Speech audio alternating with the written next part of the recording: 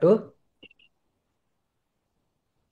perkenalkan saya Sofyan Palupi, saya juga bagian dari IKGA. Saya lulus dari SMA Negeri 1 Purbalingga, tepatnya angkatan 2011. Pada malam hari ini saya akan memandu pertemuan IKGA Sharing ya, dengan tema Kenali Tanda-Tanda Serangan Jantung. Ini menjadi topik yang sangat penting dan sangat menarik ya, karena seperti yang kita tahu bahwa penyakit jantung adalah ke dalam pembunuh tiga besar seluruh individu di seluruh dunia. Di Indonesia, setiap kita menghitung satu, dua, tiga, setiap 3 detik ada satu orang yang mengalami serangan jantung. Untuk itu, malam hari ini kita akan bersama-sama untuk sharing dan mengenali seperti apa tanda-tanda serangan jantung. Insya Allah hari ini kita akan ditemani oleh pembicara yang sangat hebat. Beliau adalah Dr. Muhammad Fadil. Beliau adalah subspesialis jantung, konsultan kardiologi intervensi. Juga di sini kita sudah bersama ada juga Bapak Andrianto Andriatno. Martono. Ya, beliau adalah Chief Executive Officer ya atau CEO dari Revas Utama Medika. Nah, sebelum masuk kepada sesi utama bersama Dr. Muhammad Fadil, sembari menunggu beliau masuk, kita akan mengawali bincang-bincang malam hari ini dengan sesi sharing bersama dengan Bapak Adrianto Martono yang nanti akan menyampaikan sebuah insight tentang pentingnya untuk mengenali tanda-tanda serangan jantung. Mari kita mulai sesi yang pertama kepada Bapak Andrianto. Saya persilakan. Aduh. Terima kasih Pak Dr. Sofyan. Eh, Perkenalkan nama saya Andriatno Martono. Saya IGAGA lulus tahun 89. Eh, Kebetulan saya sekarang bergerak bergerak di bidang kardiologi intervensi. Saya menjadi distributor untuk eh, alat-alat kesehatan, terutama berkaitan dengan eh, kardiologi intervensi. Jadi perusahaan kami adalah distributor untuk kardio intervensi untuk menjual ring atau cincin, eh, kemudian juga balon untuk mengembangkannya. Sedangkan PT Revas Utama Medica ini eh, bergerak di bidang kardiologi intervensi ini sejak 2010. Jadi mungkin slide berikutnya.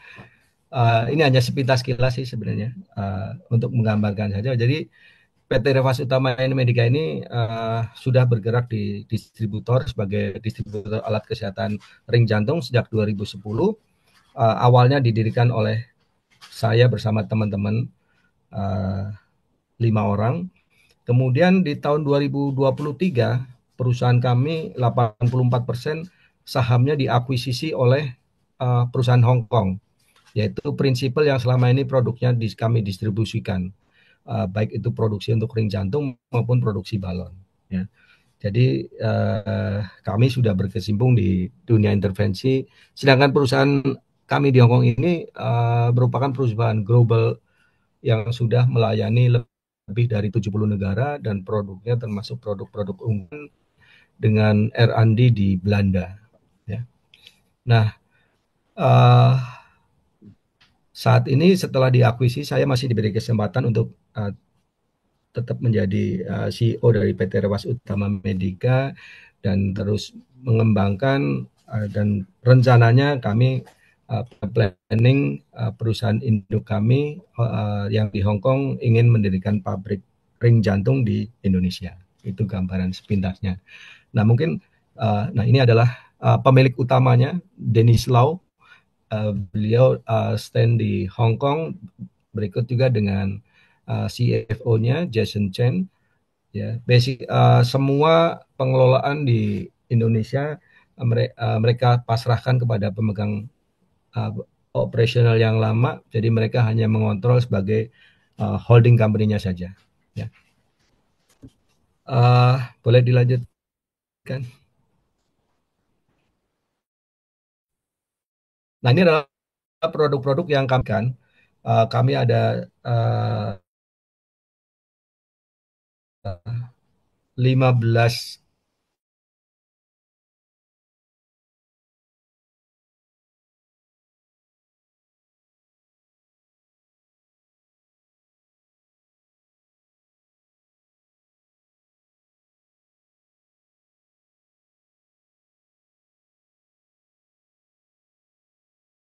stroke itu disebabkan oleh adanya sumbatan.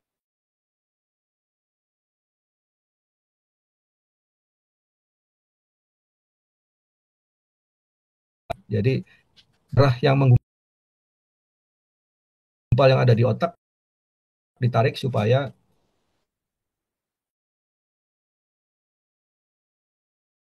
sehingga mengurangi risiko kerusakan pada otak. Itu pada neurointervensi. Juga coiling, coiling itu pembuluh darah di otak ternyata juga apa namanya ada kayak kalau kayak ban itu ada yang melentung. Nah, itu bisa diisi coil. Jadi kami bergerak di bidang kardiologi intervensi, neurointervensi dan juga dialisis. Kami saat ini ada dari Aceh sampai dengan Papua, ya kami sudah nationwide. Coverage kami sampai 318 rumah sakit. Tadi sudah saya sampaikan secara nasional di Indonesia ada lebih dari 300 rumah sakit yang punya fasilitas cath lab. Ya. Nah, ini head office kami di Pondok Gede, ya buat teman-teman yang sering ngumpul, kami sering makan mie godok di head office kami. Sementara insya Allah akan buka kembali di bulan Agustus setelah selesai Andalan renovasi. ini mie godoknya ini. Chef Adalah Andri. uh, itu jadi pekerjaan utama saya memang jualan mie godok sebenarnya gitu kan. Jualan ringnya hanya sebagai sambilan gitu. Nextnya. Nah, ini kami juga punya subsidiary company, Kedung Arta Medica, sama bergerak di bidang yang sama untuk bidang kardiologi intervensi, cuman berbeda brand produknya. Ini adalah brand untuk produk-produk dari Cina di Kedung Arta Medica ini. Ini adalah professional certification company kami sudah dapat ISO, baik ISO 9001, kemudian ISO 37001 anti bribery. Jadi perusahaan kami memang kita kembangkan dengan sertifikasi yang profesional. Dan kami juga baru memperoleh sertifikasi Great Place to Work ya bulan lalu, di mana 80% daripada employee merasakan bekerja nyaman di perusahaan kami, sehingga kami mendapat Great Place to Work ya. Uh, dan ini adalah terakhir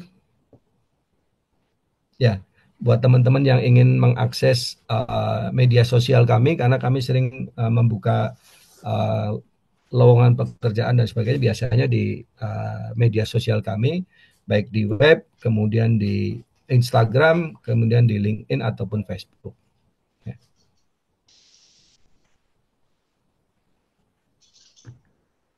Ya, itu tadi apa namanya sekilas tentang perusahaan PT Revas Utama Medica yang bergerak di bidang kardiologi intervensi.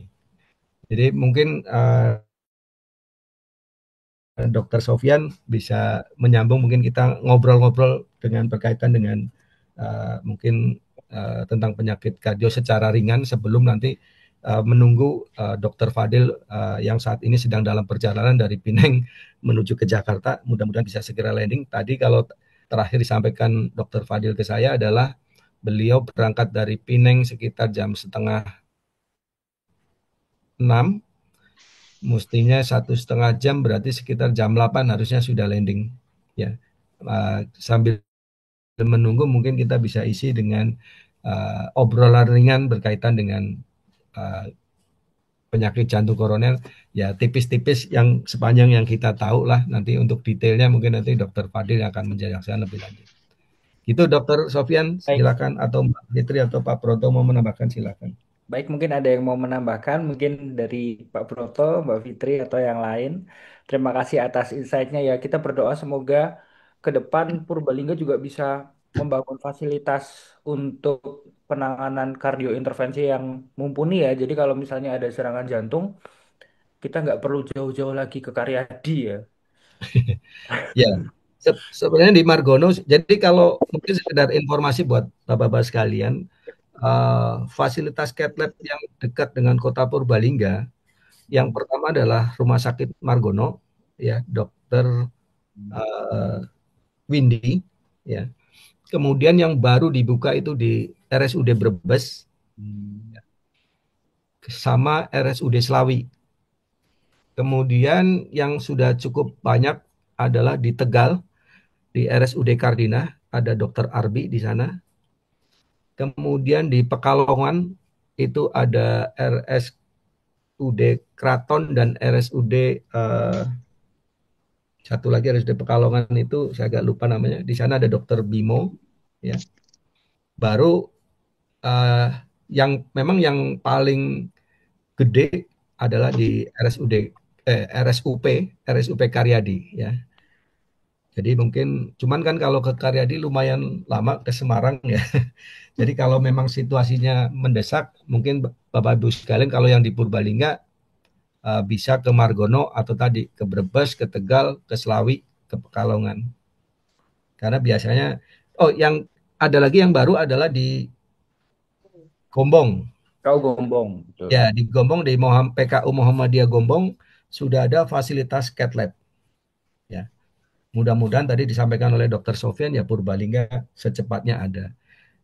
Kemudian mungkin sekedar informasi, kalau nggak salah di dokter di rumah sakit yang dekat Stadion Wasesa dulu apa namanya rumah sakit Kasih Ibu apa ya? Hmm. Rumah sakit yang Harapan dekat Ibu, Harapan harapan Ibu. Ibu ya. Di sana itu setiap Jumat dan Sabtu kalau nggak salah itu ada namanya Dokter Yusuf Suseno. Betul, Beliau, betul. beliau itu dulu praktek di Margono tapi kemudian pindah ke Semarang. Pindah ke Semarang beliau di Telogorejo tapi masih praktek di Rumah Sakit Harapan Ibu. Jadi biasanya pasien beliau yang di Purbalingga akan dirujuk ke Rumah Sakit Telogorejo di Semarang. Dan Rumah Sakit Telogorejo juga menerima pasien BPJS. Nah itu mungkin bisa membantu jika ada pasien-pasien yang punya riwayat penyakit jantung mungkin bisa juga kepada beliau karena punya punya experience dengan tindakan intervensi sudah lebih dari 10 tahun juga beliau ini gitu. Tindakan intervensi itu apa sih, Mas Andri? Ya, uh, tindakan intervensi itu sebenarnya tindak non kita menyebutnya tindakan non invasif ya Dokter Sofian. Ya. Mungkin Dokter Sofian yang lebih menjelaskan tapi gampangnya sih gini. Kalau dulu uh, untuk penanganan penyakit terutama jantung itu kan open surgery. Jadi pasien dibuka dibuka dadanya, dilakukan bypass dan sebagainya. Kalau sekarang itu jarang melakukan tindakan uh, open surgery.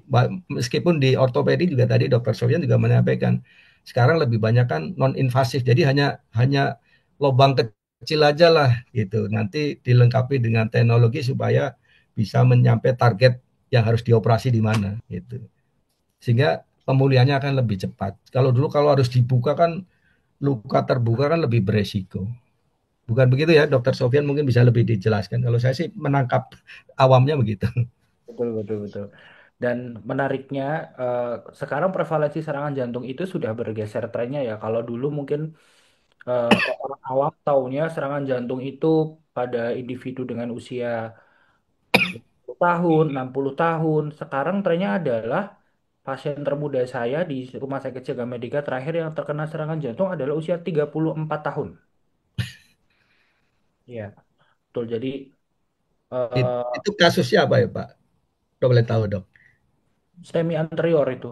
Oh, Heeh.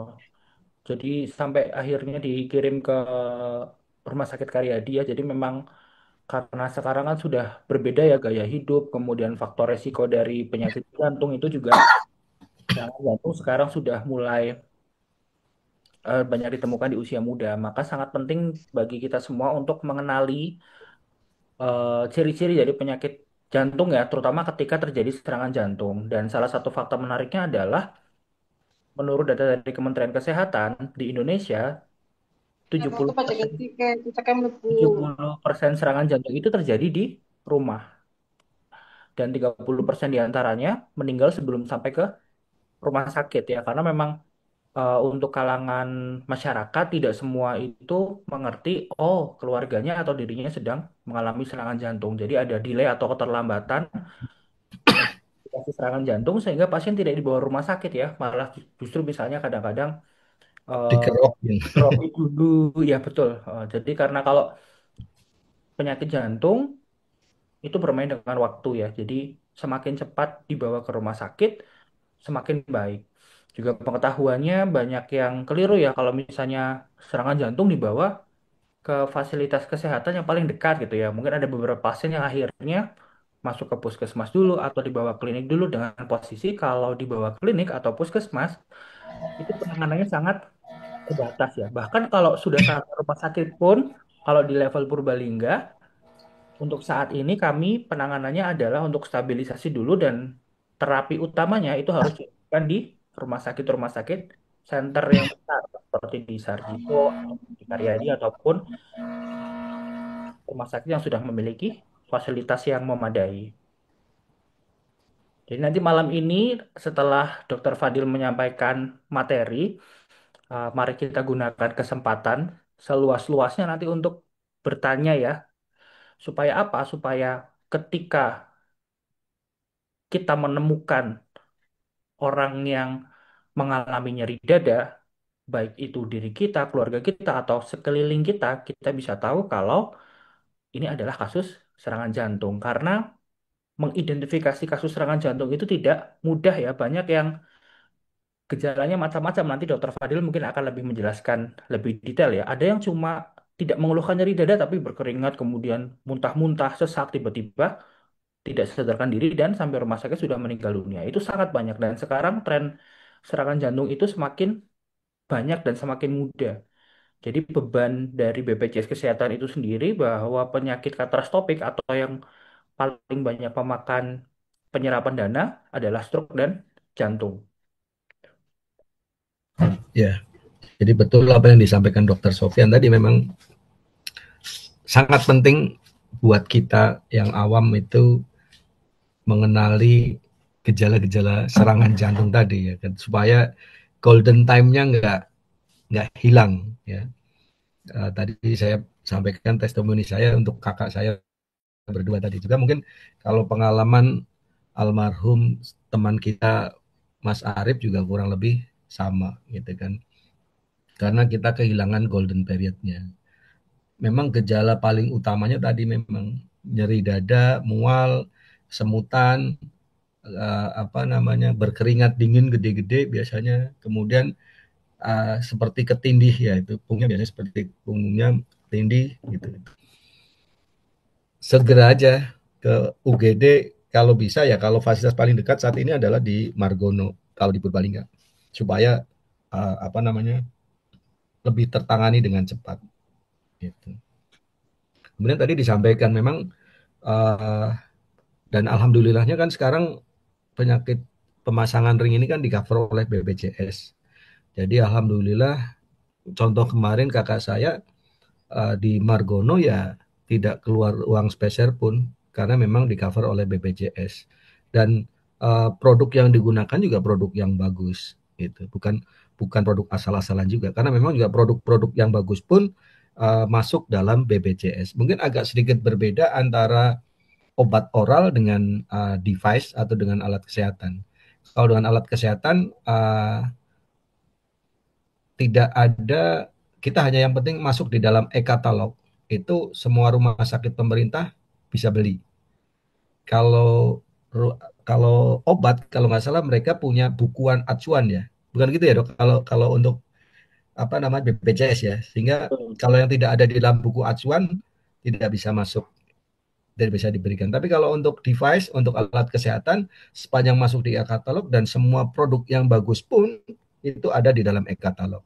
Jadi alhamdulillah ya, saya dulu sebelum 2014 ketika jualan waktu itu harganya mahal, sekarang udah jauh-jauh lebih murah, udah tinggal tinggal 10-20% dibanding periode sebelum 2014 gitu.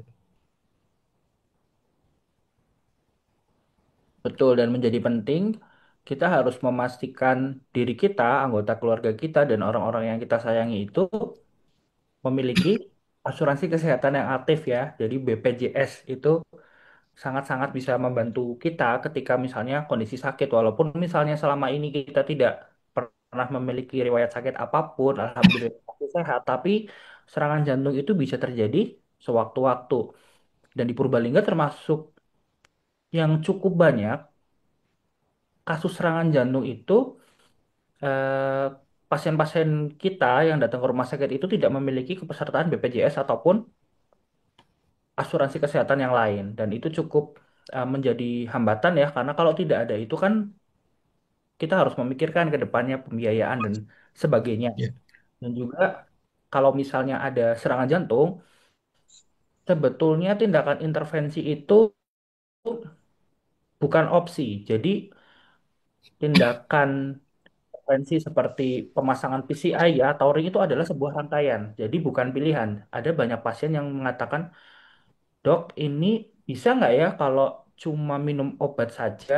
Soalnya keluarga kalau misalnya tindakan itu belum setuju, Dok. Atau kami mau diskusi dulu ya, Dok." Nah, nah, hal-hal semacam itu sebetulnya adalah gambaran bahwa eh, pengetahuan tentang serangan jantung itu masih perlu ditingkatkan, karena semakin lama penundaan keputusan untuk mengikuti saran dokter maupun penolakan-penolakan tindakan itu cukup akan membawa dampak yang fatal bagi pasien-pasien jantung. Jadi semoga setelah ini ya yang ikut acara ini nanti kalau misalnya menemukan kerabat, kenalan itu bisa membantu kami para dokter yang di rumah sakit untuk meyakinkan bahwa kita semua harus punya asuransi kesehatan ya, BPJS-nya harus diaktifkan. Kemudian kalau misalnya ada serangan jantung, hal yang paling mudah adalah ikuti saran dokter ya. Jadi walaupun pasien memiliki opsi, tapi ketika opsi itu terlalu lama dipikirkan, kadang-kadang dampaknya juga fatal. Karena nanti ya, Dokter Fadil akan menyampaikan juga bahwa penanganan jantung itu kita punya golden period dan kita punya batas waktu. Jadi kalau itu dilanggar, maka efek samping untuk pasien akan menjadi fatal. ya. Dan alhamdulillah Dokter Fadel sudah landing. Kita Oh, tinggal menunggu beliau selesai urusan di bandara, tapi paling tidak beliau sudah landing. Mungkin nanti saya akan informasi kalau beliau sudah bisa join. Ya. baik, baik. Tadi menyambung apa yang Dokter Sofian sampaikan ya, uh, bahwasanya beruntung dengan asuransi BPJS adalah uh, untuk kasus-kasus yang kegawat daruratan yang melalui IGD itu tidak harus melalui rujukan ya. Jadi untuk kasus kegawat darurat ketika pasien langsung ke IGD itu bisa langsung ditangani. Kecuali kalau penyakit-penyakit yang tidak gawat darurat misalnya batuk pilek atau ada berjenjang ya. Biasanya dari vaskes yang pertama, rujuk kedua, ketiga dan seterusnya. Tapi untuk kegawat daruratan dan serangan jantung adalah termasuk yang kegawat daruratan bisa langsung ke IGD dan bisa langsung ditangani dan bisa di-cover oleh BPJS. Ya tadi apa yang Dokter Sofian sampaikan, jangan sampai nggak ikut BPJS karena sayang kan toh secara iuran BPJS tidak terlalu mahal. Ya.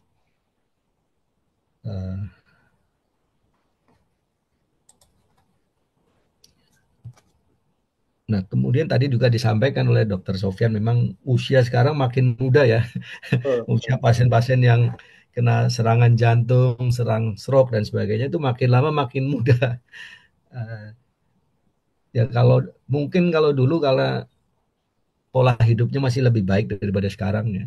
Kita sekarang cuma duduk manis di depan laptop gitu kan. Dulu kerja keras nyangkul energinya uh, banyak dibuang untuk kegiatan yang aktivitas fisik. Nah, sekarang kita makannya lebih banyak tapi aktivitasnya kurang gitu.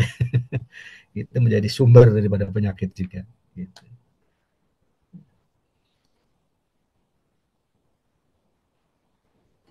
Nah, eh,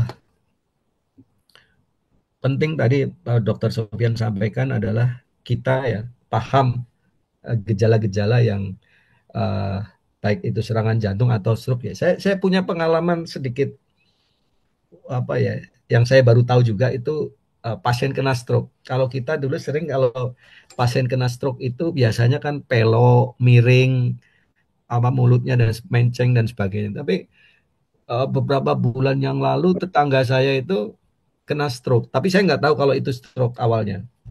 Jadi kira-kira tengah malam jam 12 istri tetangga saya itu telepon istri saya manggil supaya saya datang ke rumahnya karena dia suaminya kejang, kaku, matanya melotot. Saya datang tuh saya pikir orang kesurupan karena badannya itu tegang, kaku, matanya melotot, apa namanya, giginya tuh persis kayak orang serupan. Saya pikir ini orang kesurupan atau apa. Tapi karena saya nggak tahu ini apa, kemudian saya panggil tetangga yang lain, udahlah kita bawa ke rumah sakit.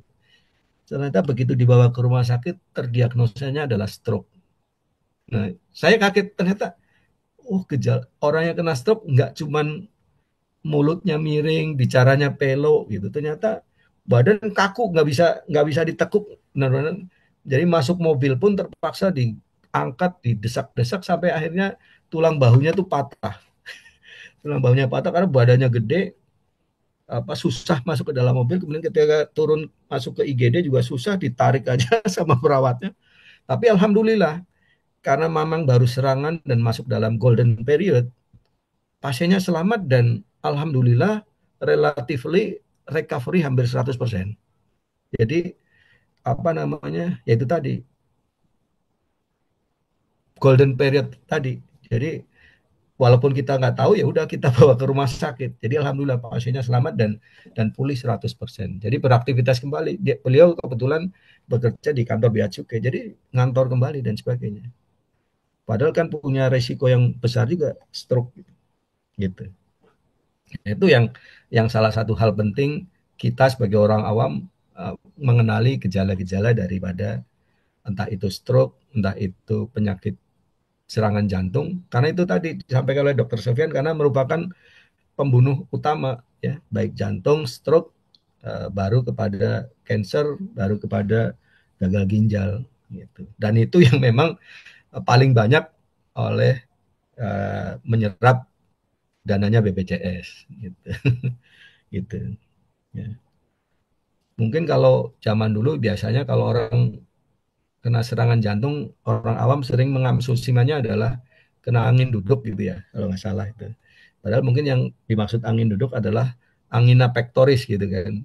Mungkin di orang-orang zaman dulu ngomong angina pectoris susah ngomongnya angin duduk. Sehingga uh, ininya dikerokin gitu kan. Memang enak sebentar, tapi padahal apa periode golden time-nya akan terus berkurang dan berkurang.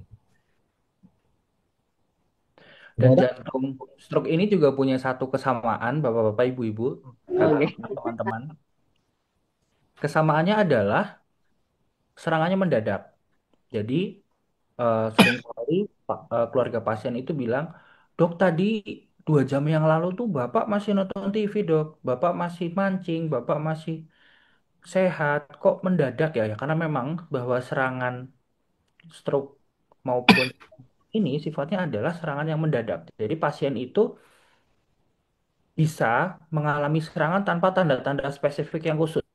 Tiba-tiba langsung jert serangan gitu. Jadi dan itu harus dikenali cepat dan harus dibawa ke rumah sakit dengan cepat. Inilah yang jadi tujuan utama kita malam hari ini, bagaimana mengenali serangan jantung itu tadi ya. Jadi nanti tidak akan kabur lagi nih antara definisi, wah itu kena angin duduk, atau yang sering dikiranya serangan asam lambung ya, meninggalnya kenapa lambung gitu.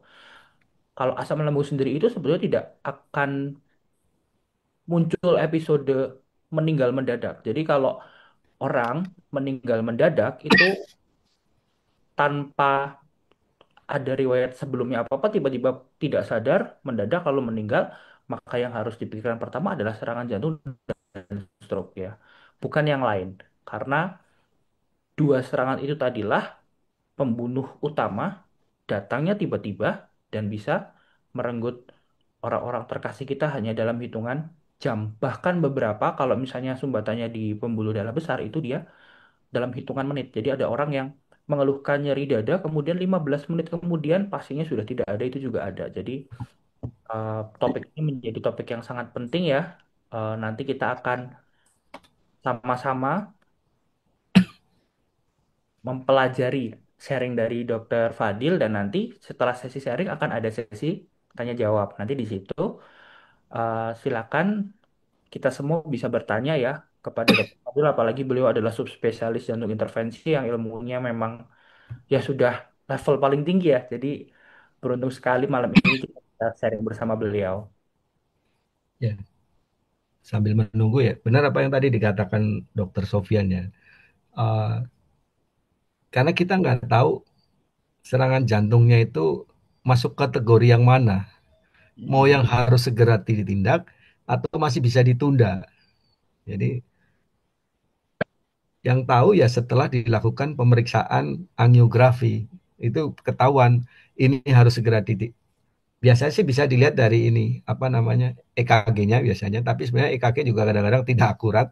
EKG itu biasanya cuma 30% akurasinya.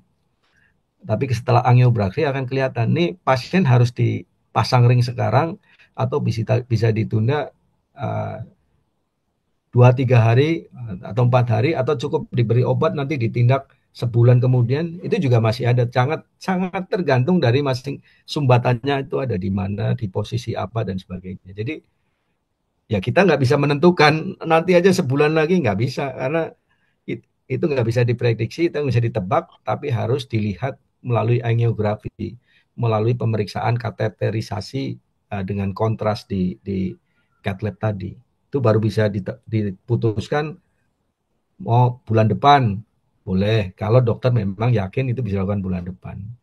Tapi jangan sampai tiba-tiba memang harus saat ini juga ditindak, ada. Terutama kalau memang sumbatannya di pangkal yang besar. Kita tahu jantung kita itu punya uh, arteri yang besar. Nah itu kalau yang arteri utamanya yang mengalami sumbatan, berarti itu yang harus segera ditindak. Tapi kalau misalnya cuma di cabang-cabang, itu masih mungkin bisa ditunda belakangan. Gitu. Masalahnya kita nggak tahu sumbatan kita tuh di mana, mau di cabang apa di pangkal. Gitu. Jadi tetap harus masuk langsung dibawa ke rumah sakit. Gitu. Ini masih menunggu Dokter Fadilnya, mungkin masih apa namanya di bagasi ya, karena beliau baru landing. Ya,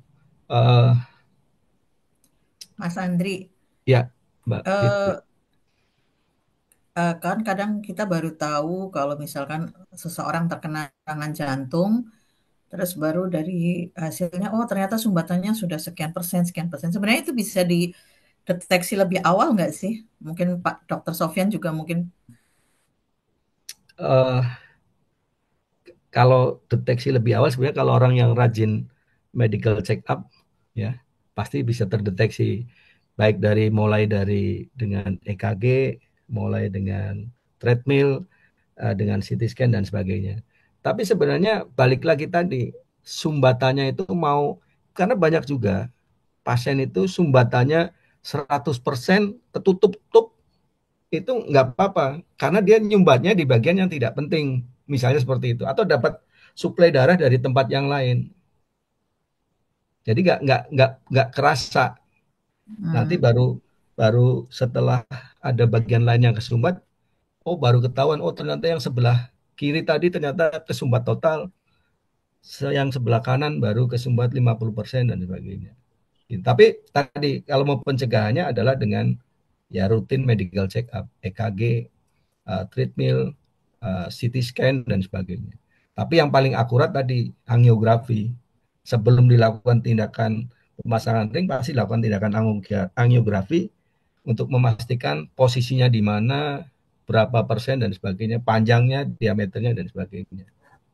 Gitu ya dok, mungkin dokter Sofyan bisa menambahkan. Betul. Coba di sini ada yang sudah medical check up rutin belum? Paling sedikit 1 tahun sekali. Kalau udah ada, bagus tuh. Lah kalau belum, berarti harus ditanya ya ke diri sendiri. Aduh, kok saya belum ya, gitu kan? Belum pernah. Belum pernah ya. Padahal 1 kali Belum. setahun adalah batas minimum untuk orang sehat ya. Apalagi kalau misalnya kita sudah memiliki resiko penyakit-penyakit yang bisa mengarah ke stroke ataupun jantung ya. Apa aja sih resikonya? Yang paling sering ditemui nomor satu adalah hipertensi ya. Kalau tensi-tensi kita sudah sering tinggi, sudah minum obat rutin dari dokter spesialis penyakit dalam, kemudian gula darahnya sudah tinggi ya atau diabetes, sudah minum obat rutin, kemudian sudah pernah memiliki riwayat kolesterol tinggi, kemudian asam urat tinggi, lingkar perutnya ya untuk bapak-bapak sudah di atas 90 ya.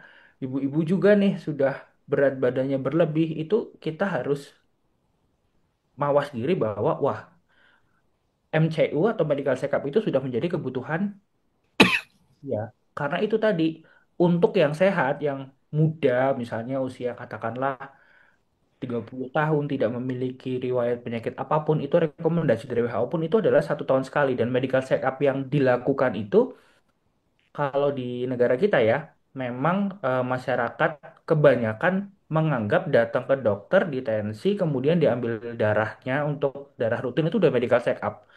Sebetulnya medical check up itu komponennya banyak dan kalau mau misal mengetahui resiko dari penyakit-penyakit jantung, otomatis kita juga harus memilih medical check up yang cukup lengkap ya. Ada di foto rongsen dada, ada di rekam jantung, kemudian darahnya juga kita harus cek yang lengkap ya. Kalau selama ini kan kita cek kalau darah kalau misalnya demam ya, mau ngecek nih tipes apa demam berdarah nih gitu ya. Jadi kalau sehat pun boleh-boleh aja kita cek darah ya. Profil lipid ya atau lemak itu kita harus tahu, kadar asam urat, gula darah, fungsi ginjal, fungsi hati itu semua bisa dicek ya di rumah sakit. Nah, cuma memang yang menjadi menarik adalah bahwa medical check up itu untuk sejauh ini belum di cover ya oleh BPJS ataupun pemerintah. Jadi harus pribadi nih gitu. Cuman untuk ukuran 1 tahun sekali, saya rasa sih insya Allah kalau misalnya dilakukan itu tidak memberatkan ya. Nah, ini saya ambil sampel aja di rumah sakit saya karena saya kerja di rumah sakit. Saya tahu harga rumah sakit saya ya. Kalau misalnya di Purbalingga nih misalnya, medical check up dengan 500.000 rupiah ataupun yang paling lengkap sekitar 1 juta rupiah itu udah dapat semuanya. Urin udah dicek, darah sudah dicek ya, rekaman jantung sudah dicek ya, ada beberapa yang treadmill, kemudian USG perut sudah dicek, rongsen foto dada sudah dicek ya. Cukup dengan sekitar kisaran 500.000 sampai 1 juta. Bayangkan kalau itu dilakukan setiap setahun sekali, tiap bulan kita cukup menyisihkan 100.000 rupiah gitu ya. Jadi setelah ini yang belum medical check up, ayo nanti diagendakan untuk medical check up. Ya, apalagi terutama orang-orang yang punya faktor risiko ya. Tadi Dokter Sofyan sudah menyampaikan orang hipertensi, orang diabetes. Usia jangan lupa, usia orang di atas 40, kalau laki-laki udah di atas 45 tahun itu sudah harus medical check up. Kalau perempuan biasanya faktor risikonya akan meninggi setelah menopause ya. Uh, Kemudian ya yang punya riwayat hipertensi, diabetes dan sebagainya harus benar-benar dikelola. Artinya obat kalau diberi obat tensi ya harus diminum. Nah, itu kadang-kadang yang sering dilupakan adalah orang-orang punya riwayat hipertensi atau punya riwayat diabetes tidak mengontrol penyakitnya, tidak mengontrol tensinya, tidak mengontrol gula darahnya. Itu menjadi salah satu pencetus. Nah, sebagai gambarannya itu uh, plak ya. Plak itu serangan jantung itu biasanya adalah dari plak yang pecah ya. Plak pecah ini kenapa? Salah satunya adalah karena tekanan darah satunya. Jadi karena tekanan darahnya tinggi, nah itu kalau plaknya tipis itu pecah. Nah, pecah ini pecahannya bisa nutup kepada arteri pembuluh darah yang kecil lainnya. Nah, itu yang biasanya menjadi timbul serangan jantung. Makanya bagi bapak-bapak ibu-ibu yang punya riwayat hipertensi, punya riwayat diabetes dan sebagainya, ya harus rajin kontrol, harus rajin minum obat, kemudian pola hidupnya juga harus benar-benar dijaga. Usia-usia sekarang ya kita harus lebih banyak rajin berolahraga. Olahraga yang paling bagus adalah berenang. Tapi kalau berenang mungkin tidak setiap saat kita bisa, tidak semua ada fasilitas dekat. Yang paling gampang adalah jogging. Itu adalah olahraga yang juga sangat baik buat usia-usia kita. Jangan malah futsal.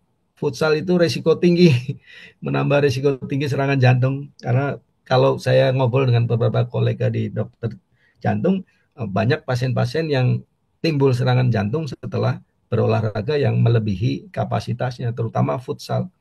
Karena futsal itu kadang-kadang butuh energi yang besar, terutama sprint dan sebagainya. Kadang-kadang kan antara otak dengan fisik sudah nggak nyambung. Fisik kita sudah nggak kuat, tapi otak kita memaksakan, dianggapnya kita masih muda gitu. Sprint mendadak dan sebagainya. Nah, sering terjadi adalah kejadian seperti itu. Mungkin begitu ya dok, dokter Sofian ya. Dan obatnya, obat-obatan tekanan darah ya, antihipertensi, itu bukan diminumnya waktu tinggi. Bukan gitu ya. Jadi sudah terlambat kalau tinggi. Jadi gunanya obat penurun tekanan darah ya, untuk atau kita sebut obat antihipertensi adalah menjaga tekanan darah harian kita tidak tinggi. Jadi memang harus dikonsumsi setiap hari. Bukan kita membeli obat tekanan darah ya atau berobat kemudian obatnya itu diminum ketika tekanan darahnya tinggi. Nanti setelah tekanan darahnya tinggi, obatnya diminum, tekanan darahnya turun ya, terus obatnya berhenti diminum. Nah, bukan seperti itu caranya. Jadi, obat itu memang harus dikonsumsi setiap hari. Dok, kalau misalnya minum obat penurun tekanan darah setiap hari, emang aman, dok, gitu? Aman. Wah, ini dokter Fadil sepertinya sudah masuk. Selamat malam, dokter Fadil. Halo, Assalamualaikum, selamat malam. Waalaikumsalam. Selamat Waalaikumsalam datang, dok. dokter. Halo, Aduh. Pak Andri, selamat malam Pak Andri. Aduh, Ya, mohon mohon maaf maaf nih banget dok. nih Pak Andri. Saya mohon maaf Pak Andri, baru landing banget Pak Andri. Oke, terima kasih nih sudah meluangkan waktu capek-capek flight dari Pinang langsung bergabung di apa namanya IKAGA sharing. IKAGA ini Ikatan Keluarga SMA Ganesha dok. Jadi saya dulu di SMA 1 Purbalingga ya. Satu dan satu-satunya pada saat dulu. Dan ini sudah Luar ada biasa. teman-teman yang siap menunggu informasi dari Dokter Fadil berkaitan dengan penyakit jantung koroner gitu. Gitu ya Senang dokter. Ini sekali, ada ya, ya Pak dokter Andri. Lutfi sebagai moderator. Ya Mas, silakan Mas. Ya. Baik, terima kasih. Selamat datang, dokter Fadil. Untuk sesi malam hari ini, pertama kita akan awali dengan pembacaan dari CV dari dokter Fadil. Nih, sebentar saya share.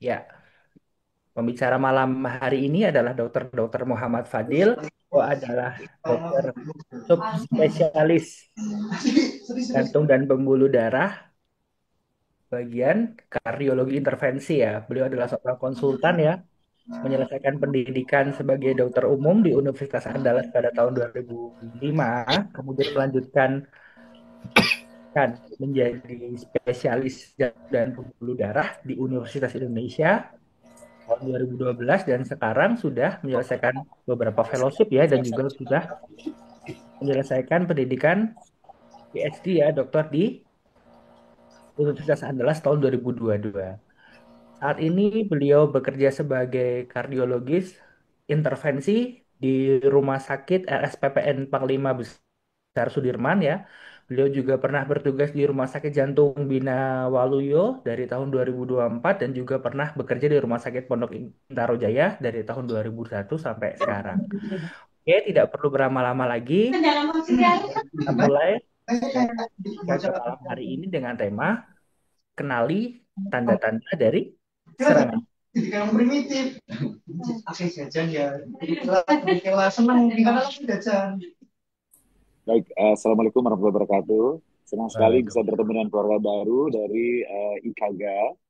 Dan terima kasih atas undangannya Pak Andri. Pak Andri adalah sahabat baik saya yang mudah-mudahan bisa sedikit memberikan, bukan kuliah ya, tapi mungkin sharing ilmu sedikit tentang hal-hal yang mungkin bisa membantu teman-teman dari IKAGA untuk sedikit memahami dan kita bisa berbincang-bincang tentang masalah kenali gejala-gejalanya sehingga kita bisa lebih waspada bila terjadi serangan jantung.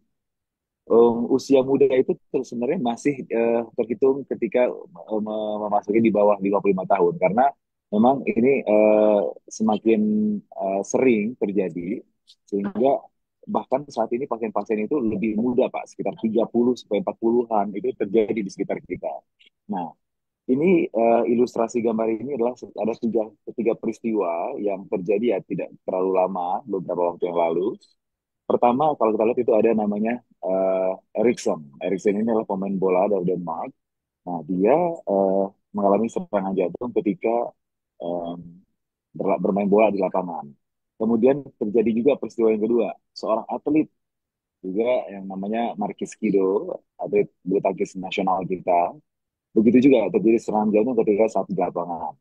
Dan yang ketiga itu adalah Ashraf Sinclair, seorang selebriti atau pesohor di Indonesia yang juga relatif masih muda, juga terjadi serangan jantung ketika di rumah. Persama dari ketiganya ini adalah ketiganya sama-sama laki-laki, masih berusia relatif muda, di bawah 50 tahun. Namun eh, yang survive itu hanya Erikson, yang selamat, yang masih bisa berada di antara kita dan masih melakukan aktivitas seperti biasa, dan dia bahkan bisa bermain bola kembali. Namun yang dua wafat. Sebegitu hebatnya serangan jantung, sehingga tingkat kematiannya tinggi. Dan perbedaan lagi di antara ketiganya ini, yang mendapatkan pertolongan segera itu adalah Erikson.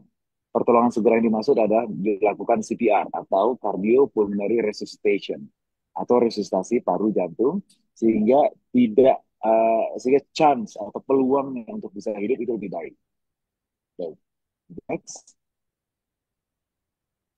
Nah, inilah yang disebut dengan namanya CPR. Dan itu yang ditempel pada eh, korban itu adalah namanya AED, Automated External Defibrillator, yang sepertinya masih jadi barang langka yang dimiliki. Ditemui di beberapa tempat, kalau di Indonesia itu seperti di bandara, ada gambar yang seperti ada gambar hati, terus ada listriknya. Nah, itu merupakan tanda dari defibrillator. Defibrillator ini merupakan alat untuk pengejut listrik.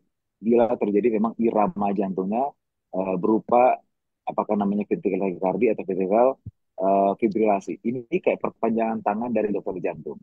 Umum atau orang awam itu bisa memakai hal ini. Dan kemudian melakukan CPR itu juga semua orang awam sebagian bisa. Dan itu harus dipelajari gitu. Ini adalah hal pertama yang harus dilakukan.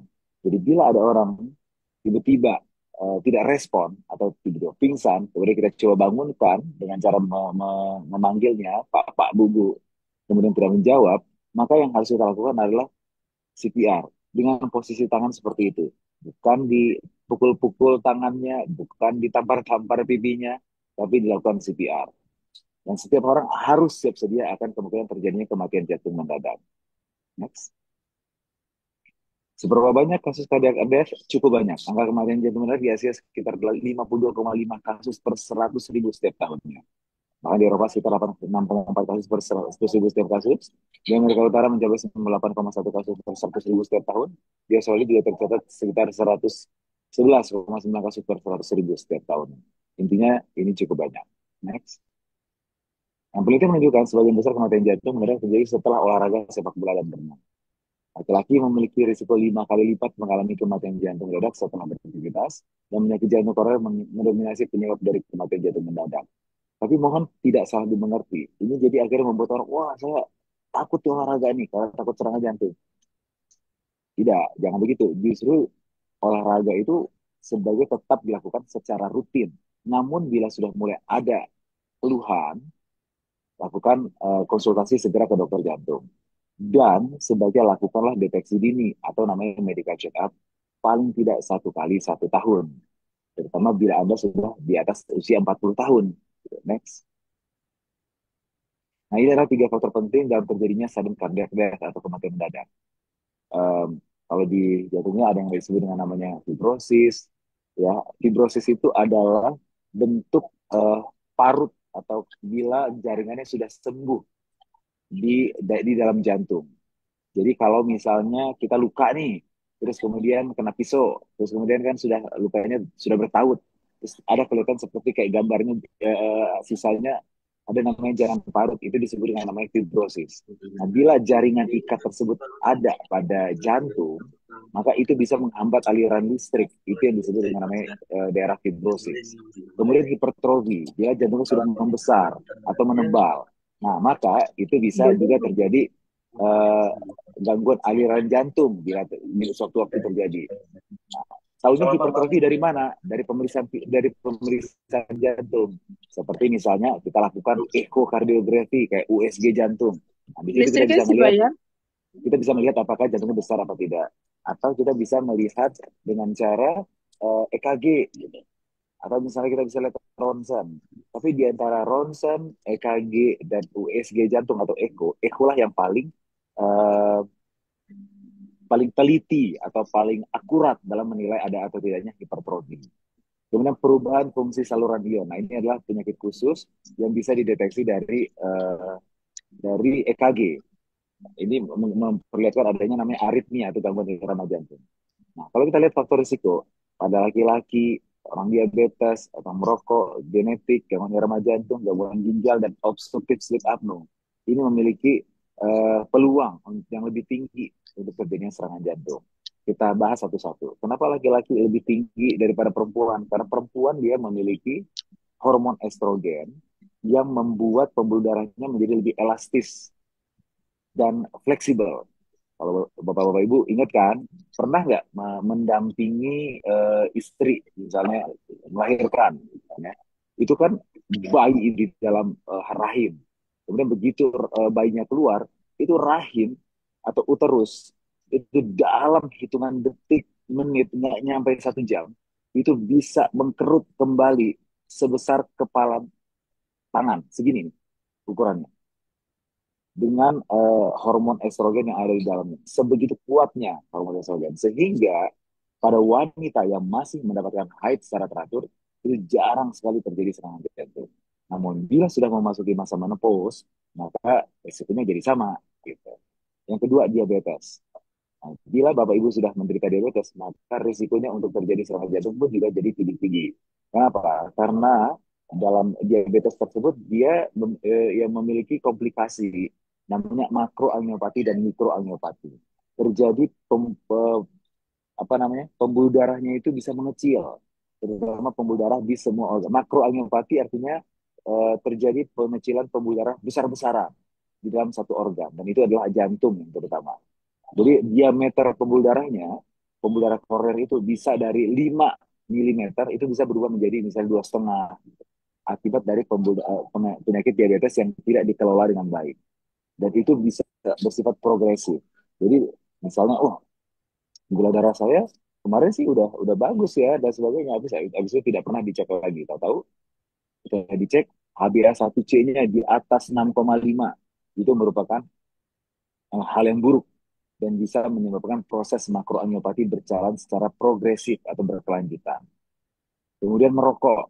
Kenapa sih merokok itu bahaya gitu kan? Karena di dalamnya ada nikotin, dan juga nikotin ini dia membuat oksidasi. Oksidasi itu radikal bebas. Yang jahat itu di dalam tubuh kita tuh ada namanya kolesterol LDL, singkatan dari low density lipoprotein. Nah, normal itu sebaiknya pada orang dengan risiko rendah itu namanya eh, eh, di bawah 116. Tapi kalau pada orang dengan risiko yang tinggi itu sebaiknya dianjurkan di bawah 70. Nah, LDL ini bersifat seperti tukang penyebar sampah. Nah, kalau LDL ini disenjatai dengan asap rokok atau radikal bebas, maka dia akan menjadi LDL teroksidasi. Dialah yang menyebabkan masuk ke dalam dinding pembuluh darah sehingga membuat terowongan atau rongga. Nah, rongga inilah yang lama-lama nanti akan membentuk namanya plak. Plak inilah nanti yang akan berada di pembuluh darah sehingga pembuluh darahnya jadi menyempit. Plak ini ibarat kayak bisul. Kalau bisul kan di atas kulit ya, tapi ini di dalam pembuluh darah. Sehingga tadinya ibaratnya kalau ada selang atau pipa itu yang tadinya diameternya misalnya cukup besar gitu kan, tiba-tiba jadi mengecil karena plak ini ada di dalamnya. Dan plak itu tuh nggak berbeda dengan misalnya ada kotoran di piring yang bisa dihapus begitu aja. Tidak, karena dia masuk ke dalam pembuluh darah itu, ke dalam dinding. Pembuluh darah itu dia memiliki tiga lapisan. Ada namanya tunika intima, ada tunika media, dan tunika adventitia yang lebih bawah. Nah, plak ini LDL ini dia menembusnya sampai ke tunika media dan dari tunika media itu dia agar ke atas membentuk gunung. Nah, bila gunungnya itu yang bagian atasnya itu namanya fibroscape atau tudungnya itu semakin lama semakin tipis karena plaknya makin lama makin besar. Nah, itulah yang bisa robek dan bisa menyebabkan serangan jantung. Oke. Nah, rokok ini memiliki kontribusi dalam mempersenjatai dari si LDL. Jadi meskipun merokoknya cuma satu bungkus atau 5 batang saja per hari, tapi bila sudah memaparkan LDL-nya, nah LDL-nya ini akan teroksidasi dan dia akan masuk ke dalam pembuluh darah. Begitu. Kemudian genetik.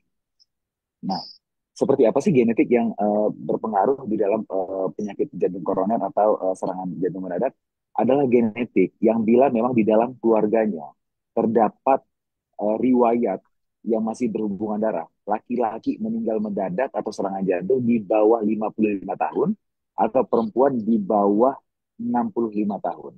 Kalau tidak ada, berarti tidak. Nah, karena bagi orang-orang tersebut biasanya kalau dicek darahnya memiliki kadar protein S atau protein C yang defisiensi, ada yang kurang. Sehingga akhirnya bisa memicu terjadinya uh, penggumpalan. Nah, inilah yang menyebabkan serangan jantung, penggumpalan darah tersebut. Kemudian gangguan irama jantung. Begitu juga ada beberapa orang yang memiliki namanya atrial fibrilasi dan juga mungkin aritmia-aritmia yang lainnya. Apalagi riwayat meninggal mendadak di usia muda itu biasanya karena ada gangguan irama jantung yang diturunkan. Jadi kalau misalnya ada riwayat seperti itu, cepat lakukan konsultasi dengan dokter jantung. Kemudian gangguan ginjal. Kreatinin itu atau fungsi ginjal itu sebagai pada laki-laki dan perempuan harus di bawah minimal 1,2. Karena seiring dengan waktu, dengan usia itu akan bisa semakin menurun. Dan kemudian um, dan itu harus dicek. Jadi hati-hati karena kadang-kadang tanpa kita sadari fungsi ginjalnya menurun. Ada mungkin sering minum M150 atau minuman-minuman seperti itu, Kratingden dan sebagainya, itu mempengaruhi fungsi ginjal. Dan itu buruk sekali. Atau mungkin tidak memiliki kebiasaan minum yang rutin.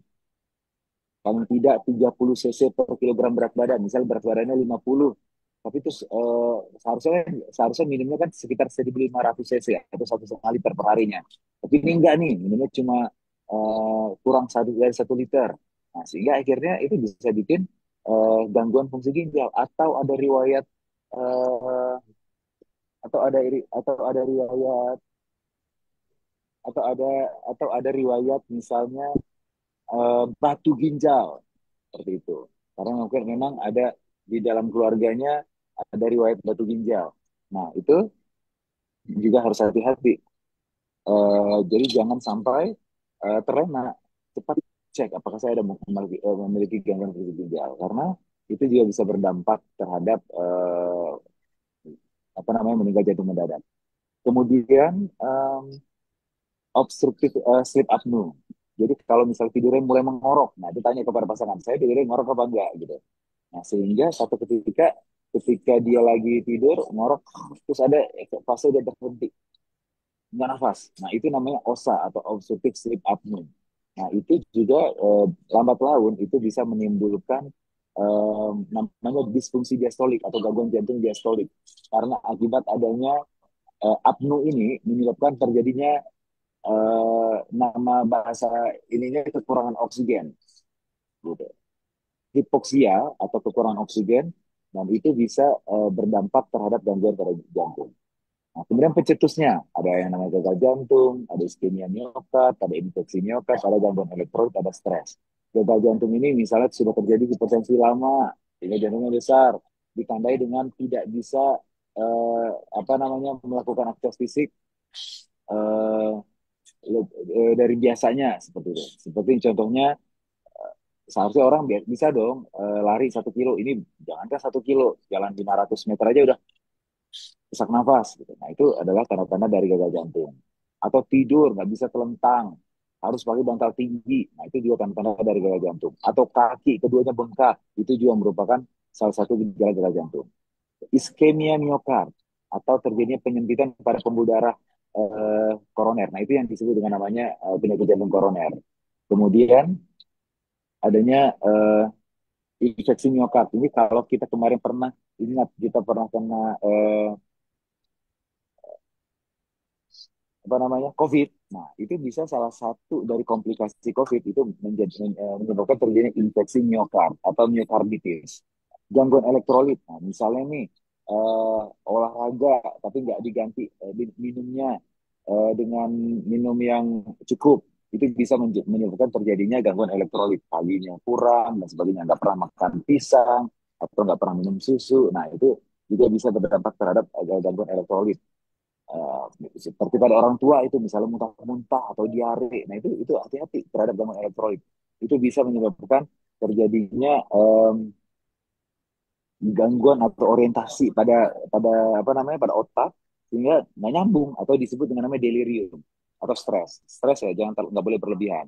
Walau bagaimanapun tetap yang namanya kerjaan pasti nggak ada habisnya nih gitu. Nah jangan lupa untuk selalu uh, healing atau rekreasi dan jangan lupa untuk tetap mendekatkan diri pada Allah Subhanahu wa taala. Oke, next.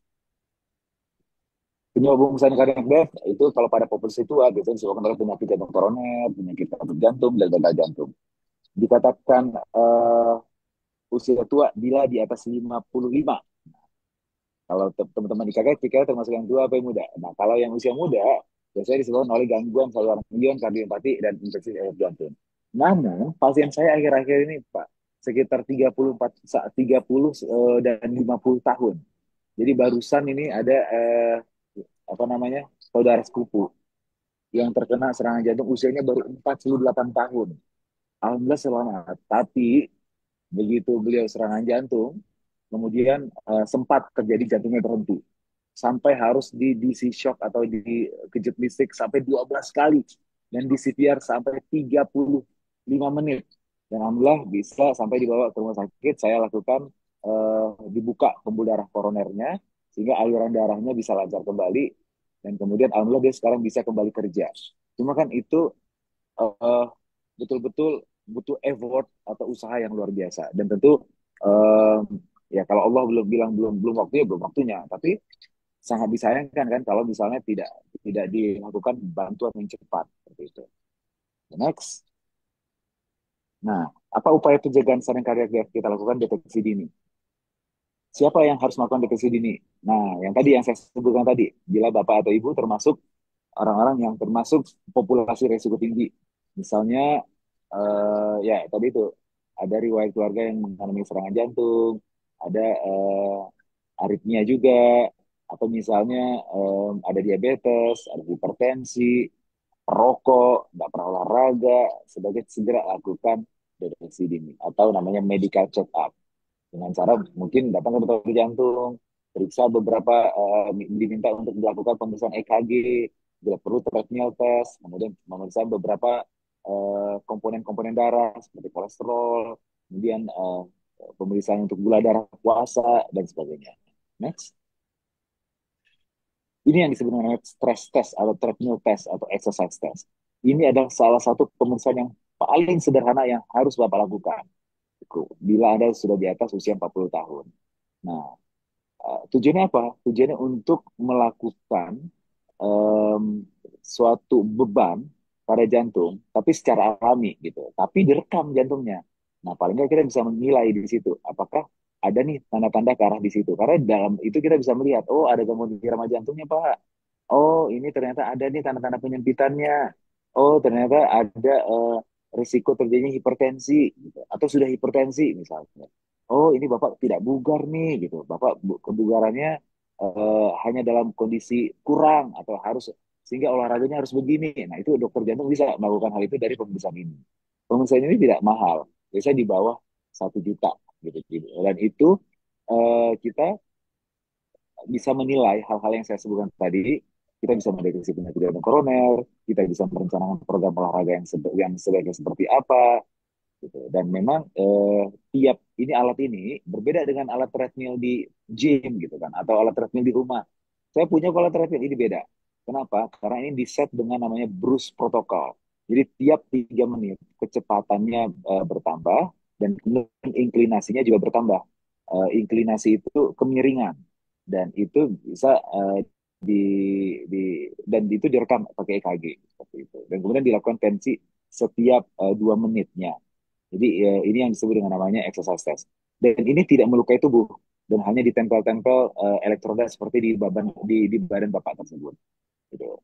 Kemudian bila ternyata memiliki rezeki lebih gitu, paling tidak lakukanlah CT scan dengan kontras, CT scan kardiak dengan kontras, sehingga kita bisa mendeteksi aliran darah koroner dan sebagainya. Oke, next. Nah, penyakit jantung koroner. Nah, ini dia penyakit jantung koroner adalah suatu penyakit pembuluh darah. Jadi jantung kita itu berada di tengah-tengah jantung dan itu bentuknya kayak mangga. Dia agak sedikit condong ke kiri. Nah, di atas permukaan jantung itu ada namanya pembuluh darah yang disebut dengan namanya pembuluh darah koroner. Pembuluh darah koroner itu normalnya mulus itu, seperti yang merah itu. Nggak ada masalah ketika usianya masih usia 20 tahunan. Itu masih oke. Tapi begitu menginjak di atas usia 20 tahun, kita makannya udah mulai macam-macam, mulailah itu ada yang warna kuning. Nah, itu disebut namanya plak. Nah, plak itulah yang disebut dengan namanya penyempitan. Nama penyakit jantungnya namanya iskemia miokard. Iskemia itu adalah kalau sudah ada gejala penyempitan yang menyebabkan nggak enak di dadanya, terutama ketika melakukan aktivitas. Gitu. Nah, kalau ini tuh terjadi penyumbatan atau penyempitan, itu ada kegangguan oksigen sehingga muncul keluhan seperti namanya angina atau nyeri dada tadi. Next. Nah, ini seberapa banyak sih kasus PJK? Penyebab nomor satu kematian di seluruh dunia. 1 dari 10 orang di Indonesia meninggal karena serangan jantung. Setiap 3 detik ada yang meninggal karena serangan jantung atau stroke. Dan beban biaya kesehatan yang terbanyak dari seluruh jenis penyakit pada tahun 2016. Next. Nah, perjalanannya seperti ini, penyakit jantung koroner itu. Dari awalnya tuh masih usia 20-an, masih bagus, kemudian makin lama meningkat. Nah, ketika sudah terjadi penyempitan, dan penyempitannya itu di atas 70%, biasanya akan ada keluhan. Keluhan yang dimaksud apa? Bila terburu-buru, atau bila naik atau jalan mendaki, seperti naik tangga, nggak enak badannya. Sehingga menyebabkan dia harus berhenti, kemudian melanjutkan itu kemudian normal, kemudian dia lanjutkan lagi. Nah, seperti itu.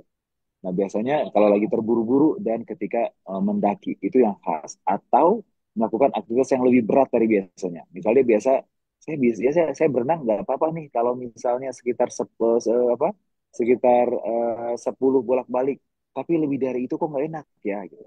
Atau saya bisa berenang nih 10 menit aja, tapi lebih dari itu nggak enak dadanya.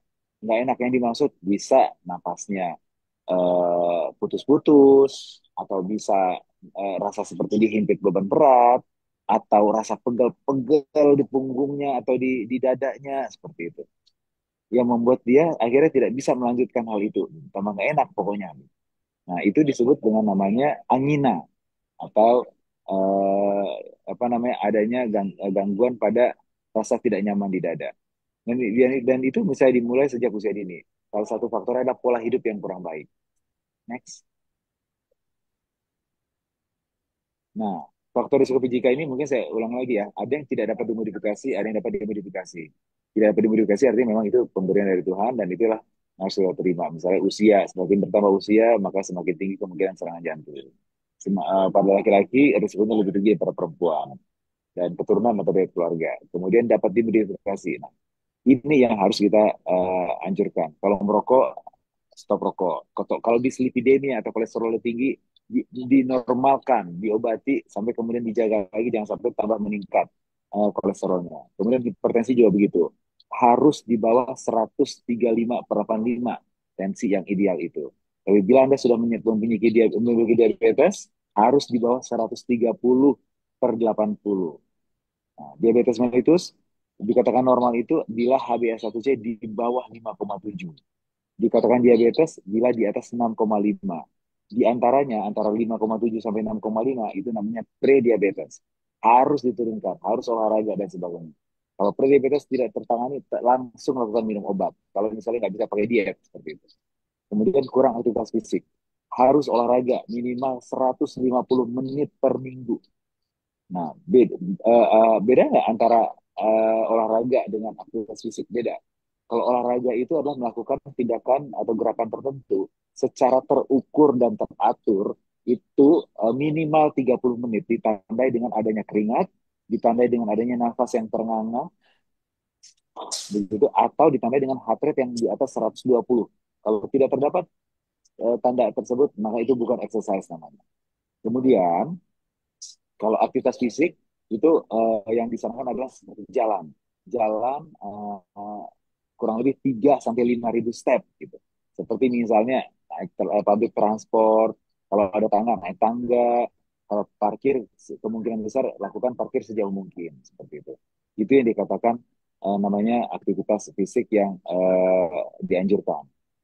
Kalau kemudian diet yang tidak sehat, sering makan makanan yang tinggi kadar kolesterol, semua isi perut atau jeroan itu nggak boleh dimakan sama sekali.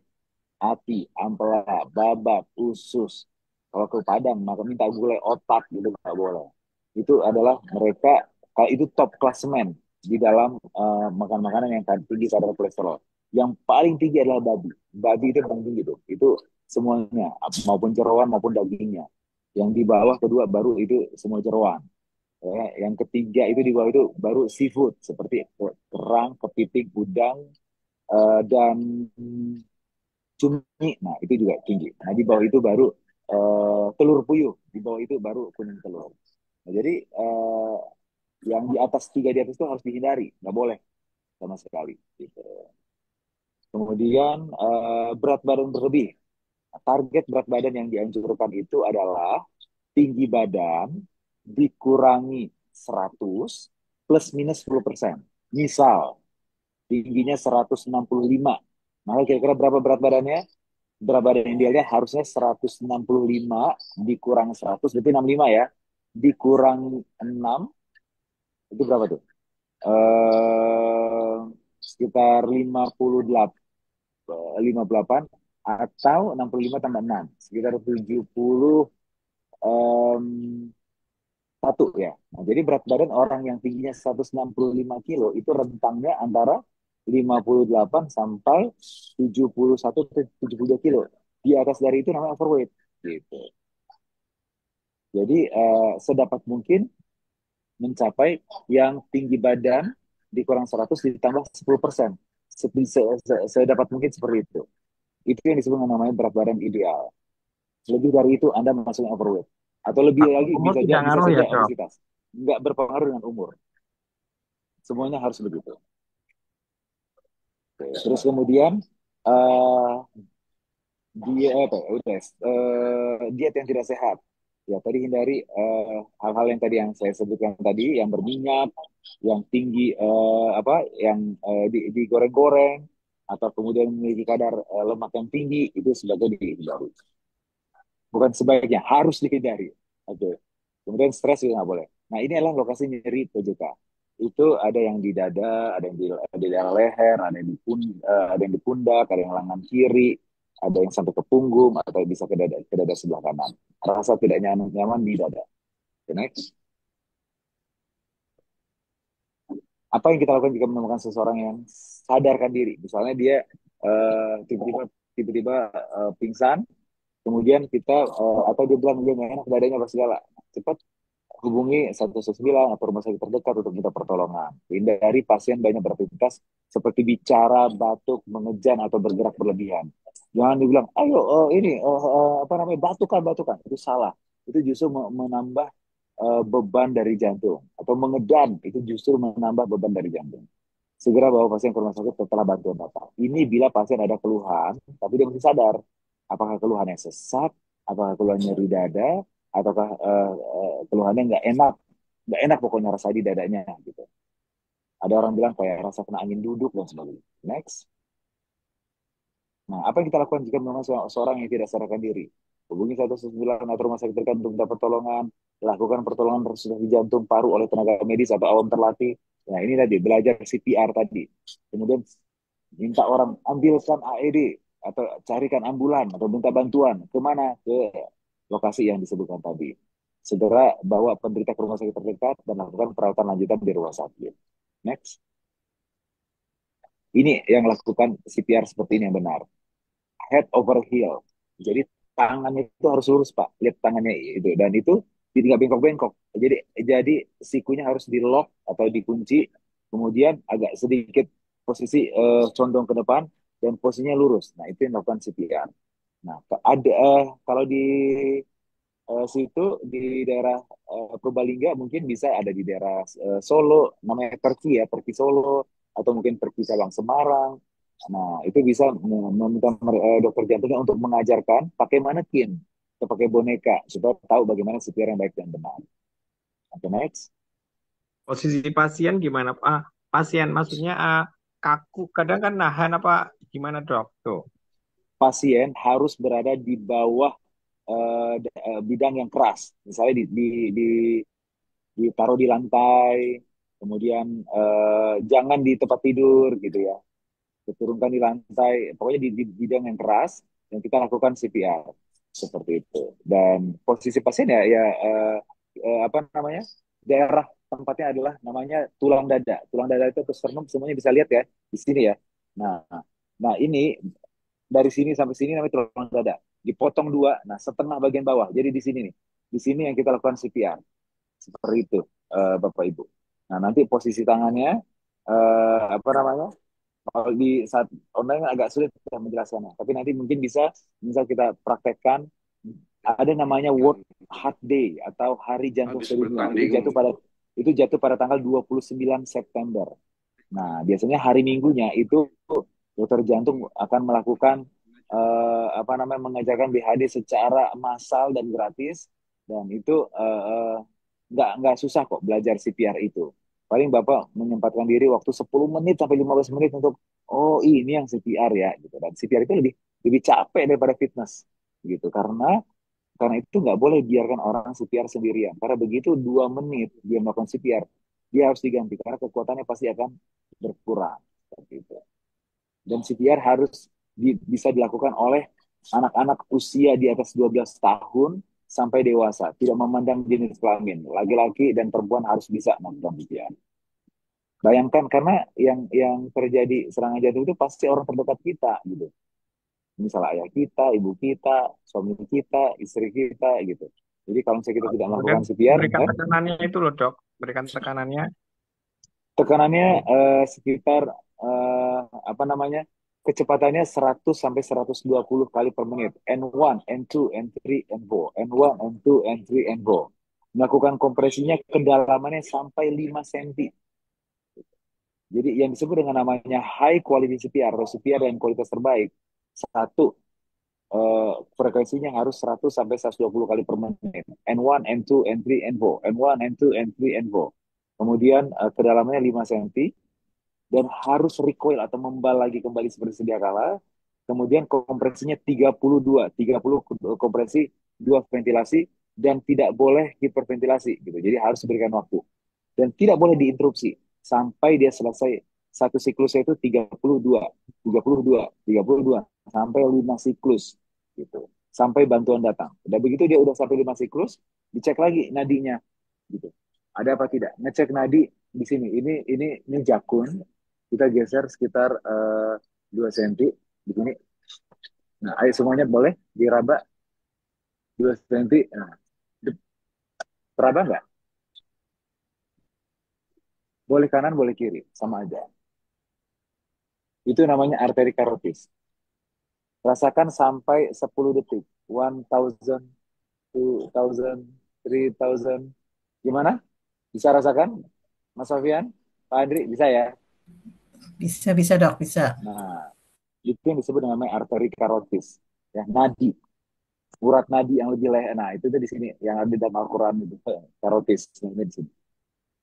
Kalau kita lagi mau apa namanya korban, sembelih korban, nah itu harus harus kepotong itu saat kita lagi korban. Kalau enggak nanti apa namanya eh, lama, kasihan hewan korban kita. Oke, next. Salah itu bisa bisa ini bisa rusak tulangnya, Dok. Salah nekan efeknya. Em, Tulang dada itu sangat apa cukup pokok.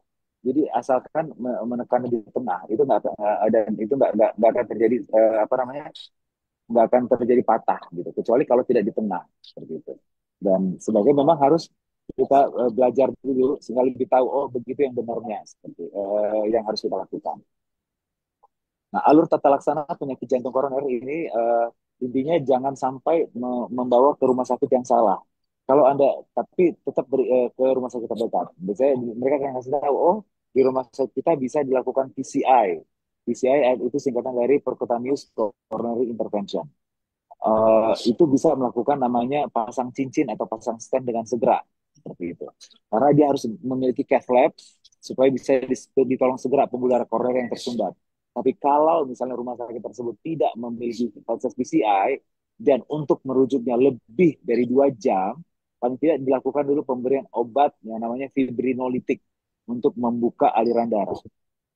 Jadi fibrin itu adalah kayak benang Spider-Man. Itu dia bikin lengket. Jadi kalau misalnya kita bisul pecah atau jerawat pecah, kan suka ada tuh warna kuning tuh. Nah, itu adalah fibrin.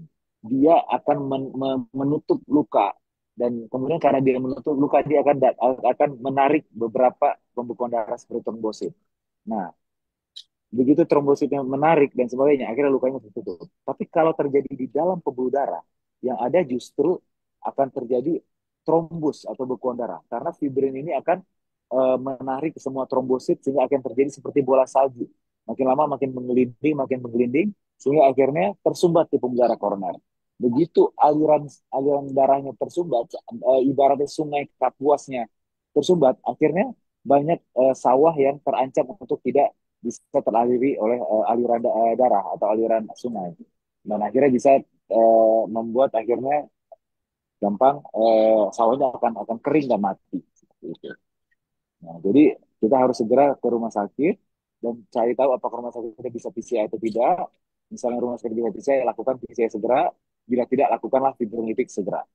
Kemudian setelah fibrinolytik, langsung rujuk ke rumah sakit yang bisa memiliki PCI untuk menilai pembuluh koronnya normal apa tidak. Seperti itu. Next. Nah, ini sama juga kurang lebih. Next. Nah, ini adalah pembuluh darah koroner.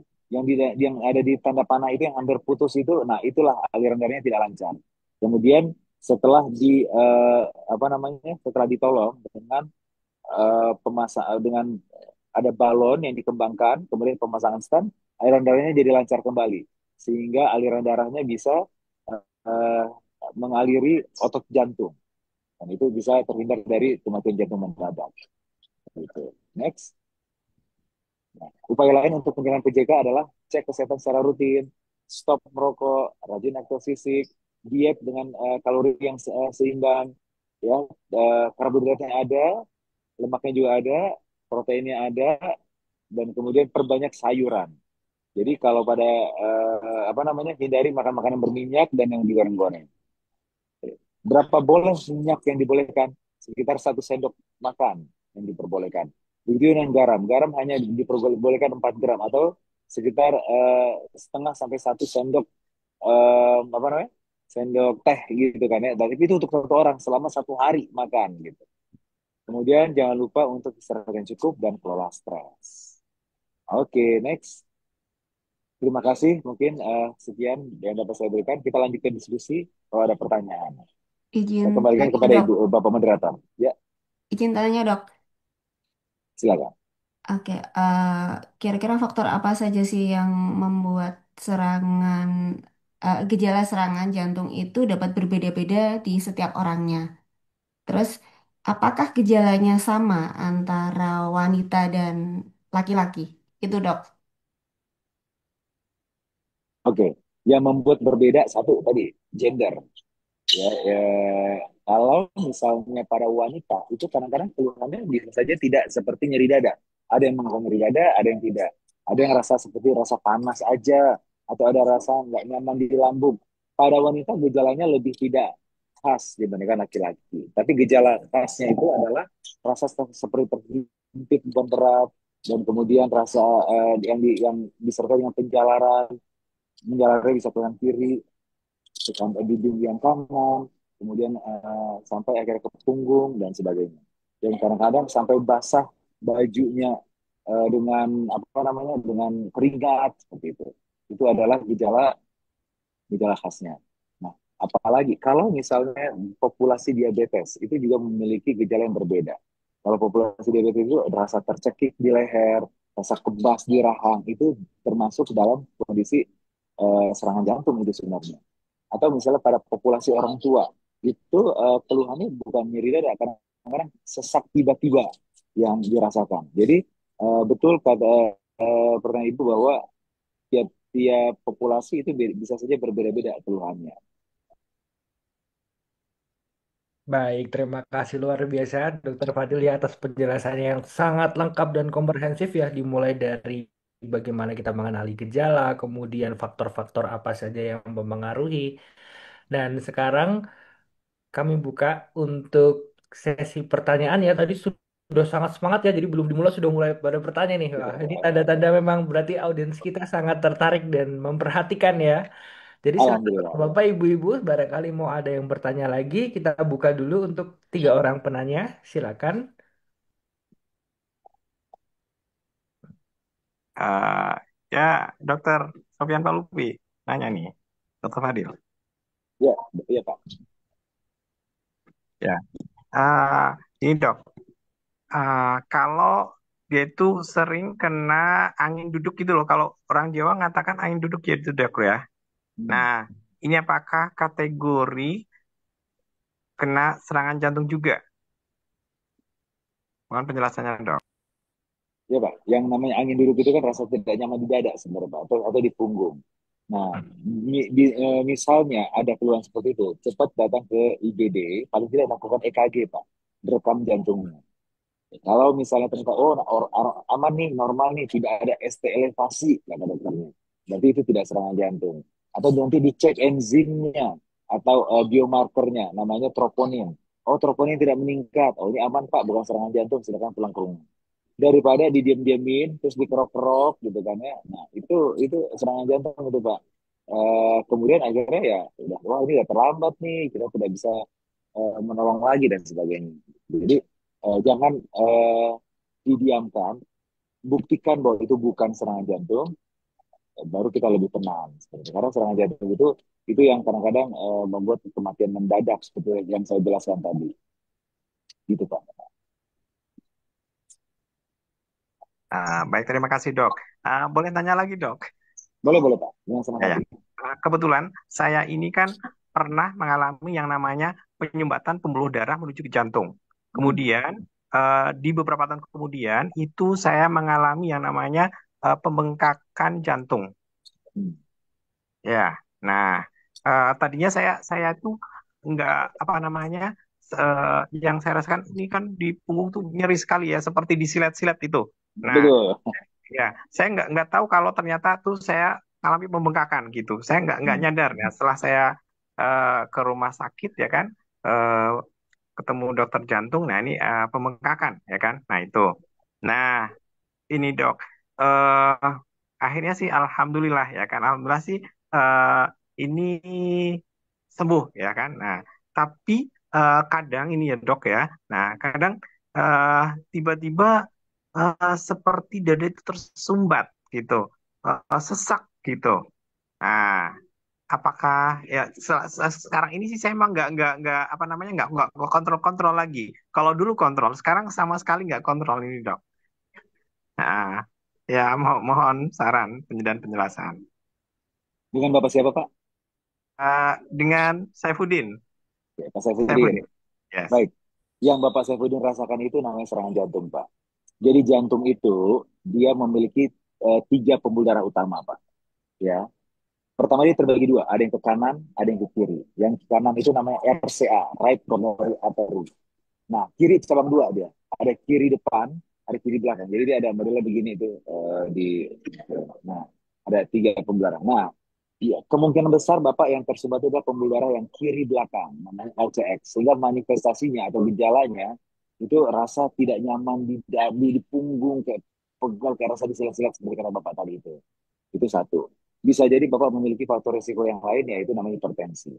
Nah, penyakit jantung koroner yang tidak dihandle atau diatasi dengan baik, eh, kemudian bisa saja mungkin waktu itu bersifat tidak, kan kan pembuluh darah itu kan ada yang pangkal Pak, ada yang di tengah, ada yang di ujung. Bisa jadi Bapak mungkin yang tidak di pangkal. Kalau dalam pangkal itu daerah rusaknya sangat besar. Tapi kalau yang misal di tengah atau di ujung, jadi dia kadar beratnya lebih lebih lebih lebih ringan dibandingkan dengan yang kena kalau di daerah pangkal. Nah, kalau Kasabri mungkin terkena penyumbatan pembuluh darah kiri yang bagian belakang, bisa jadi di tengah atau bisa jadi di belakang karena mungkin tidak berat. Nah, tapi kemudian tidak berobat ke dokter. Kemudian ketika diketahui, oh ternyata jantungnya sudah besar. Nah, jantung yang sudah besar itu atau pembekakan itu merupakan kompensasi. Jadi ada daerah yang sudah tidak teraliri listrik lagi, tidak teraliri darah, sehingga akhirnya bagian yang lain yang akhirnya mengambil alih pompa jantungnya, gitu. Sehingga kompensasinya jantung jadi besar. Atau mungkin yang tadi hipertensi tadi yang tidak ditangani dengan baik, sehingga jantungnya membesar juga. Gitu. Jantung itu sebaiknya itu nggak boleh besar Pak. Beda kalau misalnya otot tangan. Kalau otot tangan kalau besar bagus, bisa angkat koper, bisa apa namanya kelihatannya bagus gitu kalau pakai baju. Tapi kalau jantung itu harus lincah karena dia bekerja rutin 60 sampai 100 kali per menit, nggak berhenti-berhenti. Kita mau tidur mau apa dia akan tetap selalu ada seperti itu. Nah, itu yang berbedanya antara otot jantung sama otot rangka. Kemudian Bapak keluhan yang Bapak rasakan, kok sekarang saya kalau jalan itu rasanya nggak enak ya, rasa seperti tersumbat ya, atau misalnya napasnya nggak plong ya, atau tersengal, itu adalah tanda-tanda dari gagal jantung.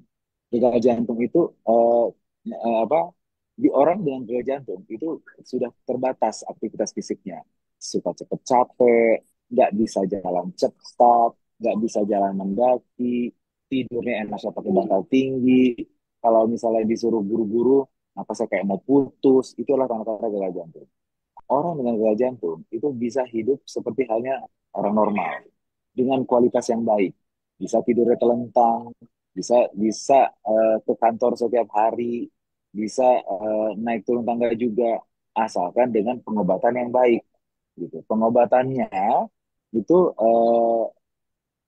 untuk meringankan beban jantung dan nggak boleh putus.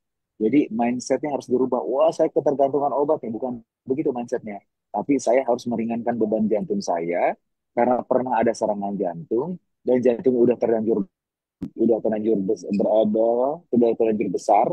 Jantung yang besar nggak bisa langsing lagi. Nah, supaya saya bisa tidur telentang tanpa keluhan, supaya saya bisa jalan kaki setiap hari 1 kilo atau 2 kilo untuk olahraga, supaya saya bisa sholat subuh atau sholat zuhurnya ke masjid, gitu. Supaya saya bisa traveling, gitu. Orang yang nggak jantung itu masih bisa pergi umroh Pak, gitu. Tapi itu obatnya nggak boleh nggak dimakan atau nggak boleh putus, gitu. Obat jantung itu Pak lebih dahsyat dari cinta. Cinta bisa putus, obat jantung nggak boleh putus Pak.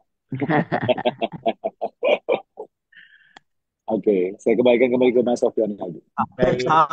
Dok, boleh lanjut ya dok? Ini dok, saat saya, Boleh. Mungkin saat saya mengkonsumsi obat jantung ini dok, ya, yang saya rasakan itu, ini kepala itu sakit 1 jam itu dok, kepalanya sungguh sakit sekali. Nah, setiap kali mengkonsumsi obat jantung itu, kepala sakit sekali. Nah, akhirnya dok, ini mohon maaf, akhirnya saya terpaksa dok bohong nih sama dokter waktu itu. Udah habis belum dok obatnya? Sudah gitu. Maksud saya udah nggak konsumsi lagi tuh dok. Nah, terus saya gini, saya udahlah saya harus apa namanya? Saya ubah, saya menjadi apa namanya rajin renang gitu ya. Rajin renang ya, alhamdulillah sih, alhamdulillah terus bisa bisa bisa nyaman gitu. Nah, tapi saya mohon maaf nggak lanjut apa namanya obatnya karena saya merasa sakit sekali kepalanya gitu dok. Mungkin Pak, Nah, saya Budi nanti lanjut untuk konsultasi ke dokter jantungnya ya Pak ya. Ini Siap kebetulan siap. sesi waktunya terbatas, saya harus membacakan Ya, dua pertanyaan lagi. oke. Tadi Ya. pesannya dari dokter Fadil betul, harus Pak kontrol Sofian, lagi Pak. Lanjut ya ke sebentar. ini. Ini penting juga. Jadi Pak Sofian, ini mungkin dialami oleh juga yang lainnya. Bahwa pilih satu dokter jantung, tapi Bapak harus dekat dan harus kenal. Dan dokter jantungnya juga harus pintar Pak. Nah, caranya ya, dan Bapak harus jujur dan tidak boleh jadi dokter sendiri. Bapak sampaikan seperti Bapak sampaikan itu. Artinya apa? Artinya Bapak mungkin penyempitan pembuluh darah koronernya saat ini sudah tidak ada lagi. Mungkin sudah tidak bergejala lagi. Yang Bapak minum itu namanya obatnya isosorbit dinitrat atau obat yang long acting atau misalnya kayak nitrocaf begitu. Nah, itu adalah obat yang dimakan kalau nyeri dada saja, Pak. Kalau Bapak tidak nyeri dada, itu kalau Bapak makan juga kepala itu rasanya kayak kayak berat rasanya. Nah, Iya iya iya. itu Ah, itu itu di stop. Jadi oke. itu hanya buat jaga-jaga saja kalau ada nyeri dada. Nah, kalau nggak ada nyeri dada nggak usah. Tapi obat yang lainnya Bapak harus makan. Seperti Oh, misalnya obat hipertensi, misalnya obat kolesterol, atau juga sebut obat beta blokernya, itu Bapak harus makan, nggak boleh diputus. Nah, karena sekarang Bapak keluarnya sekarang kan jadi, napasnya kok jadi pendek-pendek, kok putus-putus, kok misalnya saya kok cepet capek ya, dan apa segala, itu adalah gejala gagal jantung. Nah, akibat karena Bapak makan ISBN kepalanya berat, dan Bapak jadinya nggak mau makan obat lagi yang lainnya kan, gitu. Nah, itu Bapak ngomongin sama dokter jantungnya, gitu. Jangan Bapak jadi dokter jantung sendiri, dan kemudian akhirnya malah dosisnya nggak betul, obat yang dimakan ini nggak betul, dan Bapak akhirnya jadi salah jadinya, gitu. Oke, Pak Safudin? iya Mungkin baik siap. mungkin sedikit Terima sedikit Ya, insight yang lain dok barangkali ya dok. boleh. Eh, yang saya takutkan balik lagi tadi yang dokter sampaikan memang harus balik lagi kepada kontrol kepada dokter jantungnya. Betul. Saya pengalaman eh, pasien yang diberikan obat anti hipertensi kan karena mungkin beliau ini hipertensi kan mungkin juga dikasih anti hipertensi dikasih kalsium channel blocker ternyata nggak cocok dan itu salah satu efek sampingnya adalah nyeri yang di kepala yang luar biasa. Padahal dengan diganti dengan S inhibitor atau valsartan dan sebagainya, eh, fungsi antihipertensinya tetap bisa terkontrol.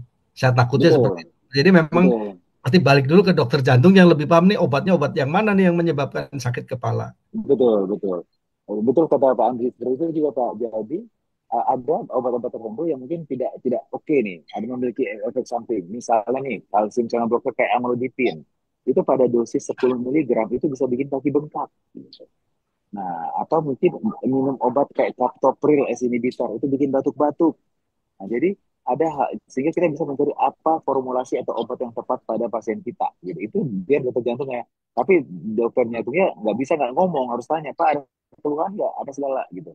Dan karena tiap orang itu memiliki efek yang berbeda-beda, itu penting. Nah, kepala berat itu tuh karena ISDN itu Pak, isosorbit dinitrat atau obat-obat nitrat yang dikatakan kalau Bapak ada nyeri dada makan ini ya. Nah, Bapak nggak nyeri dada dimakan juga. Nah, itu kepalanya jadi berat jadinya. Itu dihindari. Gitu. Nah, kemudian betul kita harus kembali ke dokter lagi dan harus tanya, yang mana nih yang bikin saya ini nggak enak nih, gitu kan? Atau ada juga nih beberapa obat yang misal bikin libido jadi turun. Kasih tahu Pak, dok ini libido saya jadi turun nih. Saya yang biasanya pagi-pagi itu ada apa namanya ada ereksi, oh sekarang nggak ada ereksi. Nah, itu penting Pak. Nah, itu harus sedekat itu hubungan Bapak dengan dokter untuk bertanya. Dan jangan disembunyi-sembunyikan dan kemudian Bapak berarti bisa, udah nggak ada masalah. Jadi akhirnya dokter kan nggak tahu gitu. Nah, komunikasi yang baik tentu harus ada apa namanya saling jujur dan saling percaya gitu. Kalau misalnya dokternya nggak ngomong, udah tinggalin aja cari aja yang lain Pak. Gitu. Oke, kembali ke Pak Sofian. Baik. Untuk pertanyaan selanjutnya ini di Roomchat sudah ada dua pertanyaan. Yang pertama dari Bapak Hendra, izin bertanya dok, kalau ada riwayat pengentalan darah sewaktu hamil dan dulu disarankan minum Aspilet, apakah sekarang akan ada resiko serangan jantung? Cek lab apa saja yang disarankan? Terima kasih. Ya, Em, Jawabannya bisa saja tidak gitu. Mungkin itu saat ketika lagi pregnancy saja.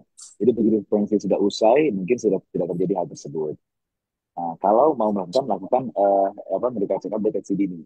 Biasanya memang beberapa dari dokter itu mengajukan namanya pemeriksaan agregasi trombosit. Tapi kalau kami dokter jantung itu tidak menyarankan, nggak usah. Jadi periksa aja seperti biasa normal gitu kan ya. Hematologi misalnya hemoglobin, hematokrit, trombosit, leukosit. Kemudian nanti untuk yang laboratorium lain seperti profil lipid seperti trigliserida, total kolesterol, LDL, HDL, kemudian gula darah puasa, HbA1c, kemudian urium kreatinin, dan asam urat. Itu biasanya hal yang menjadi concern kita. Kalau untuk agregasi trombosit apa segala, ya bisa opsional gitu. Kalau mau mau cek silakan dicek. Atau misalnya di dimer, untuk itu adalah beberapa faktor untuk melihat adanya pengentalan darah gitu. Di dimer atau agregasi platelet itu aja Pak. Ya, jadi nggak usah khawatir. Itu untuk Pak Hendra tadi. Oke. Dan jangan lupa kalau bisa ya personal test Pak. Gitu. Dan kemudian saran-saran seperti yang saya sebutkan biasa tadi ketika lebih presentasi. Terima kasih. Makasih dok. Ya. Baik. Pertanyaan yang kedua dari Bapak Edi, izin bertanya dok, ketika MCU di hasilnya terdeteksi positif ischemic borderline pada saat melakukan treadmill test, kemudian dilanjutkan dengan uji eko dan kontras MRI jantung diperoleh kalsium skor 19. Apa yang harus diwaspadai dari hasil uji ini? Nah, saya ini nggak pakai kontras Pak. Kontras hasilnya apa? Ada penyempitan nggak? Nah, kalau dengan kontras itu seharusnya kita bisa melihat tuh ada penyempitan apa tidak. Kalau penyempitannya itu dalam kategori moderate atau severe, sebaiknya melangkah kepada step berikutnya itu kateterisasi jantung atau namanya angiografi koroner.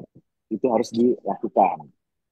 Tapi kalau misalnya hasil CT scan dengan kontrasnya tidak tidak signifikan, maka boleh tidak lakukan angiografi koroner seperti itu. Nah, kalau kalsium score itu bisa jadi apa? Tidak bisa jadi patokan.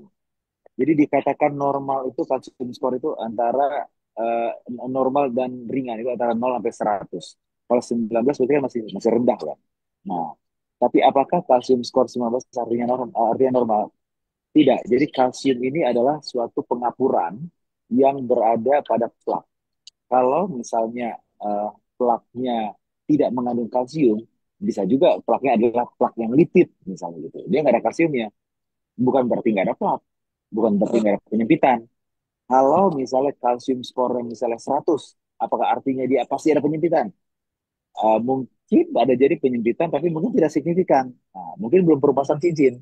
Seperti itu. Jadi, sedikit menyesatkan memang kalsium skor ini. Jadi, itu sebenarnya bukan pemeriksaan yang jadi pegangan utama bagi dokter jantung untuk menilai pembuluh koroner.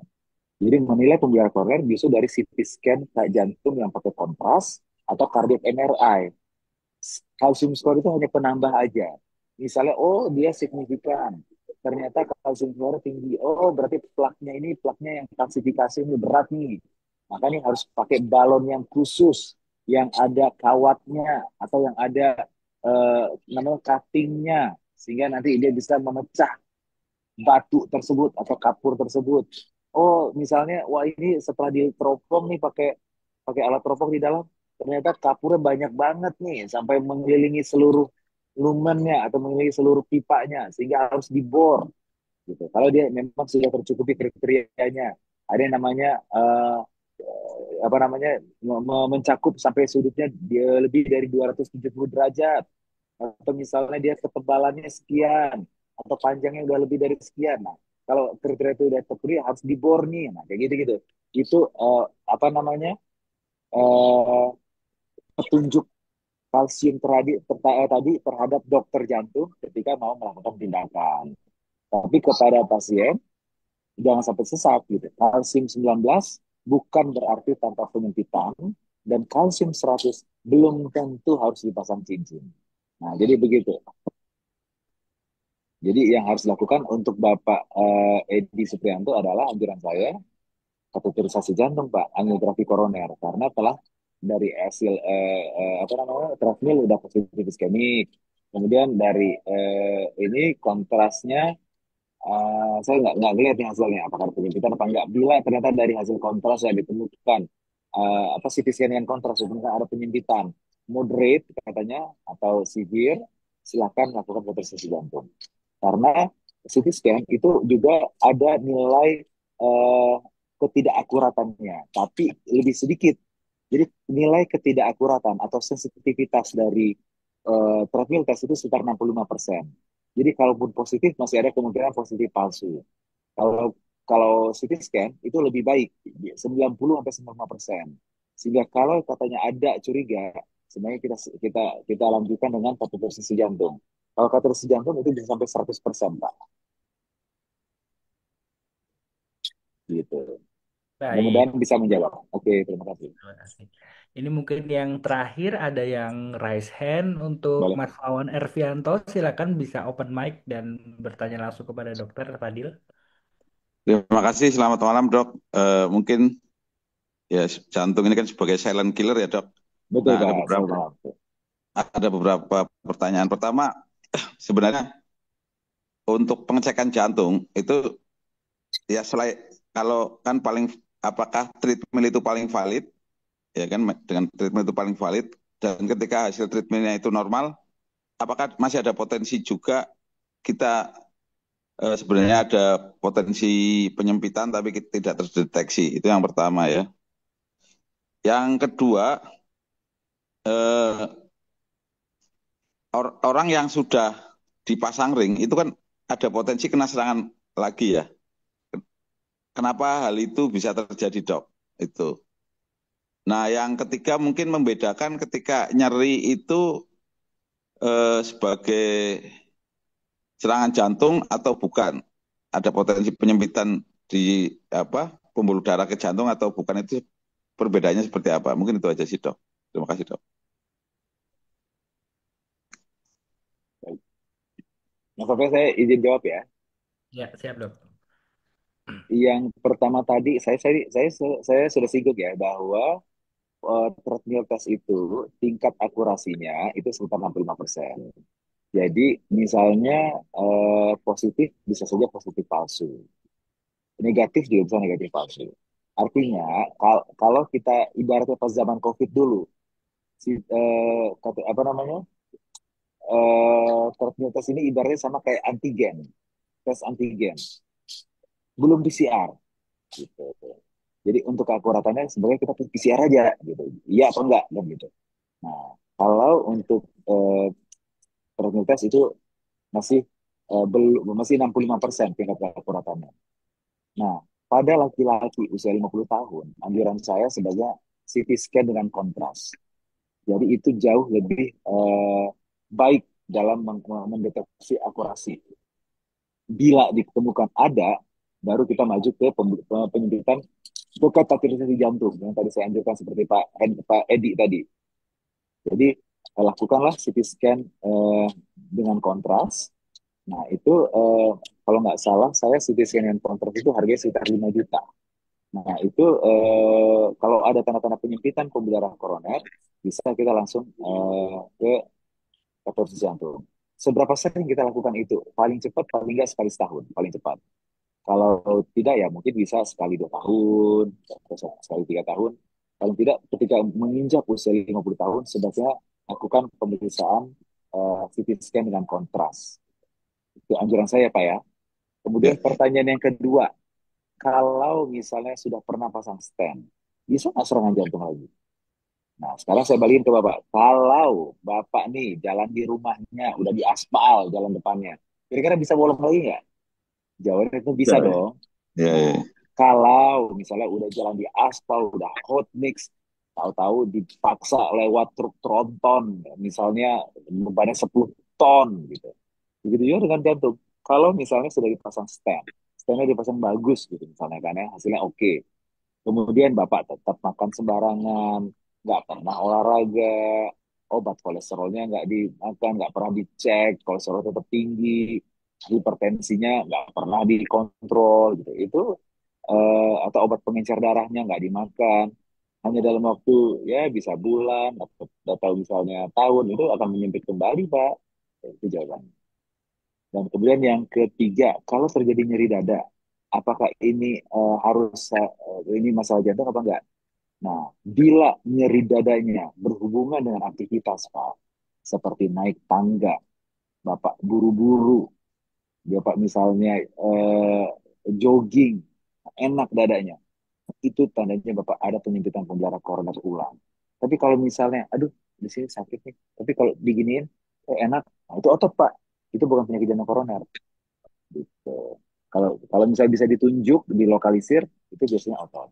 Tapi kalau dia terasanya ketika lagi aktivitas atau lagi apa namanya lagi emosional terasa, nah itu jadi penyakit jantung koroner, Pak. Ada penyempitan kembali dan sebagainya, Bapak harus lakukan ulang. Gitu. Oke.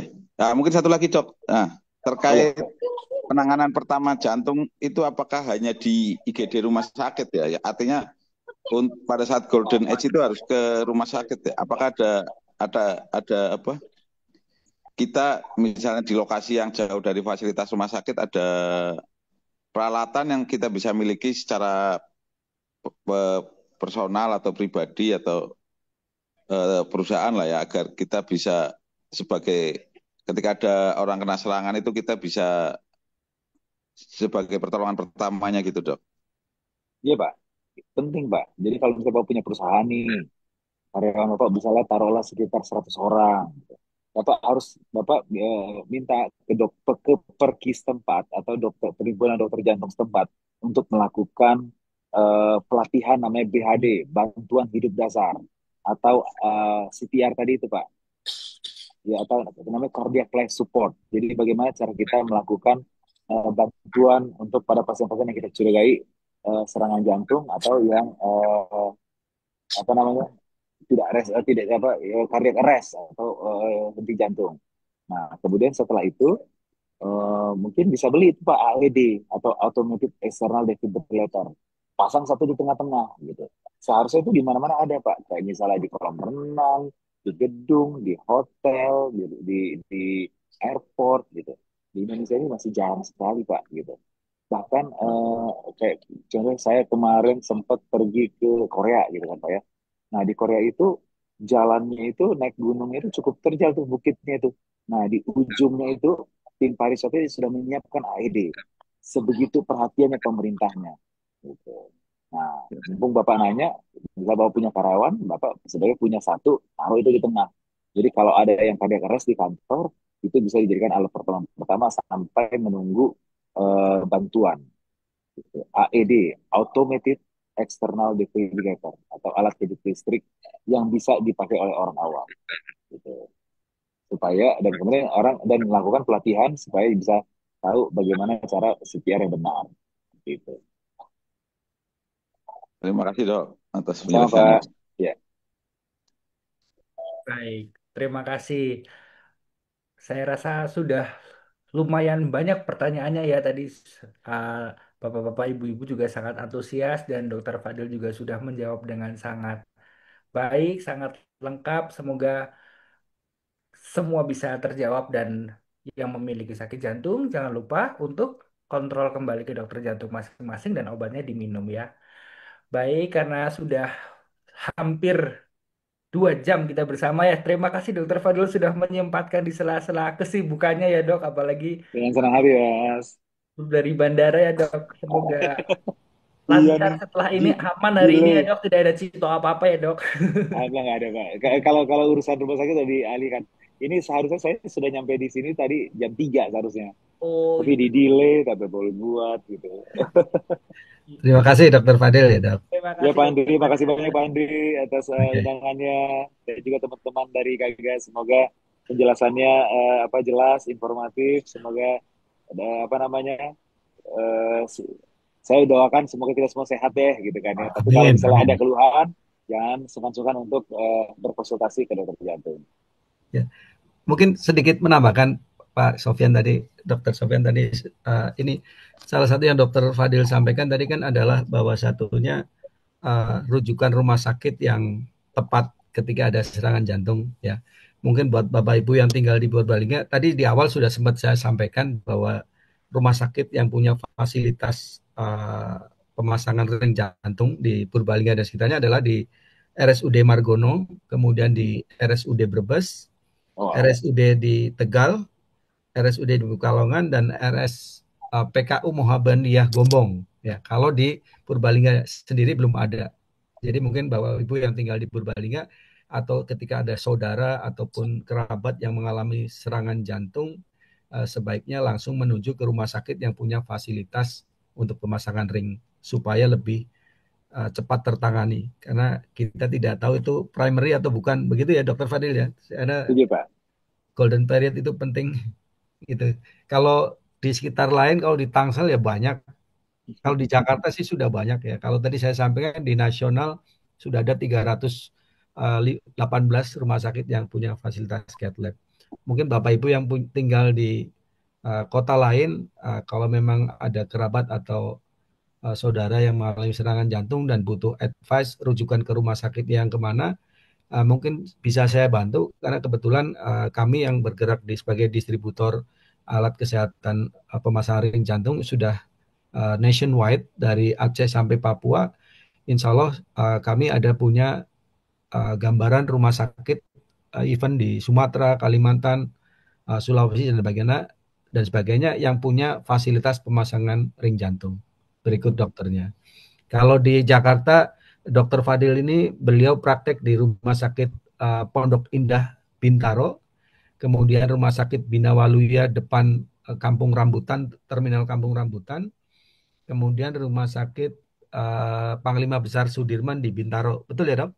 Betul Pak. Ya, jadi nggak jauh dari Tangsel tuh kan yang nanya dari Tangsel. Jawabannya jauh dari Tangsel. Di Jalan Veteran itu yang rumah sakit yang baru diresmikan Pak Prabowo. Ya, Rumah Sakit Panglima Besar Sudirman di Veteran Bintaro. Itu tambahan dari saya. Terima kasih banyak. Baik, terima kasih. Untuk sesi malam ini kami cukupkan dari acara sharing Iko tentang bagaimana mengenali ciri-ciri dari serangan jantung. Semoga yang sedikit ini bisa bermanfaat. Kami ucapkan terima kasih sekali lagi kepada Dr. Muhammad Fadil atas waktunya, atas materinya dan tanya jawab yang luar biasa. Kemudian Bapak Andrianto juga telah memberikan beberapa insight yang sangat menarik ya. Dan semoga ke depan nanti ada follow up-nya lagi. Mungkin Pak Broto bisa mengadakan acara pelatihan BHD ya untuk para anggota IKG dan masyarakat Balingga supaya ada follow up lebih lanjut dari acara malam ini. Saya selaku moderator mengucapkan terima kasih dan mohon maaf atas segala kekurangan yang saya lakukan dan teman-teman lakukan segala keterbatasannya malam hari ini. Semoga yang kita lakukan bisa menjadi sebuah amal dan membawa keberkahan buat kita semua. Akhir kata, terima kasih. Selamat malam. Wassalamualaikum warahmatullahi wabarakatuh. Waalaikumsalam warahmatullahi wabarakatuh. Terima kasih. Terima kasih dok.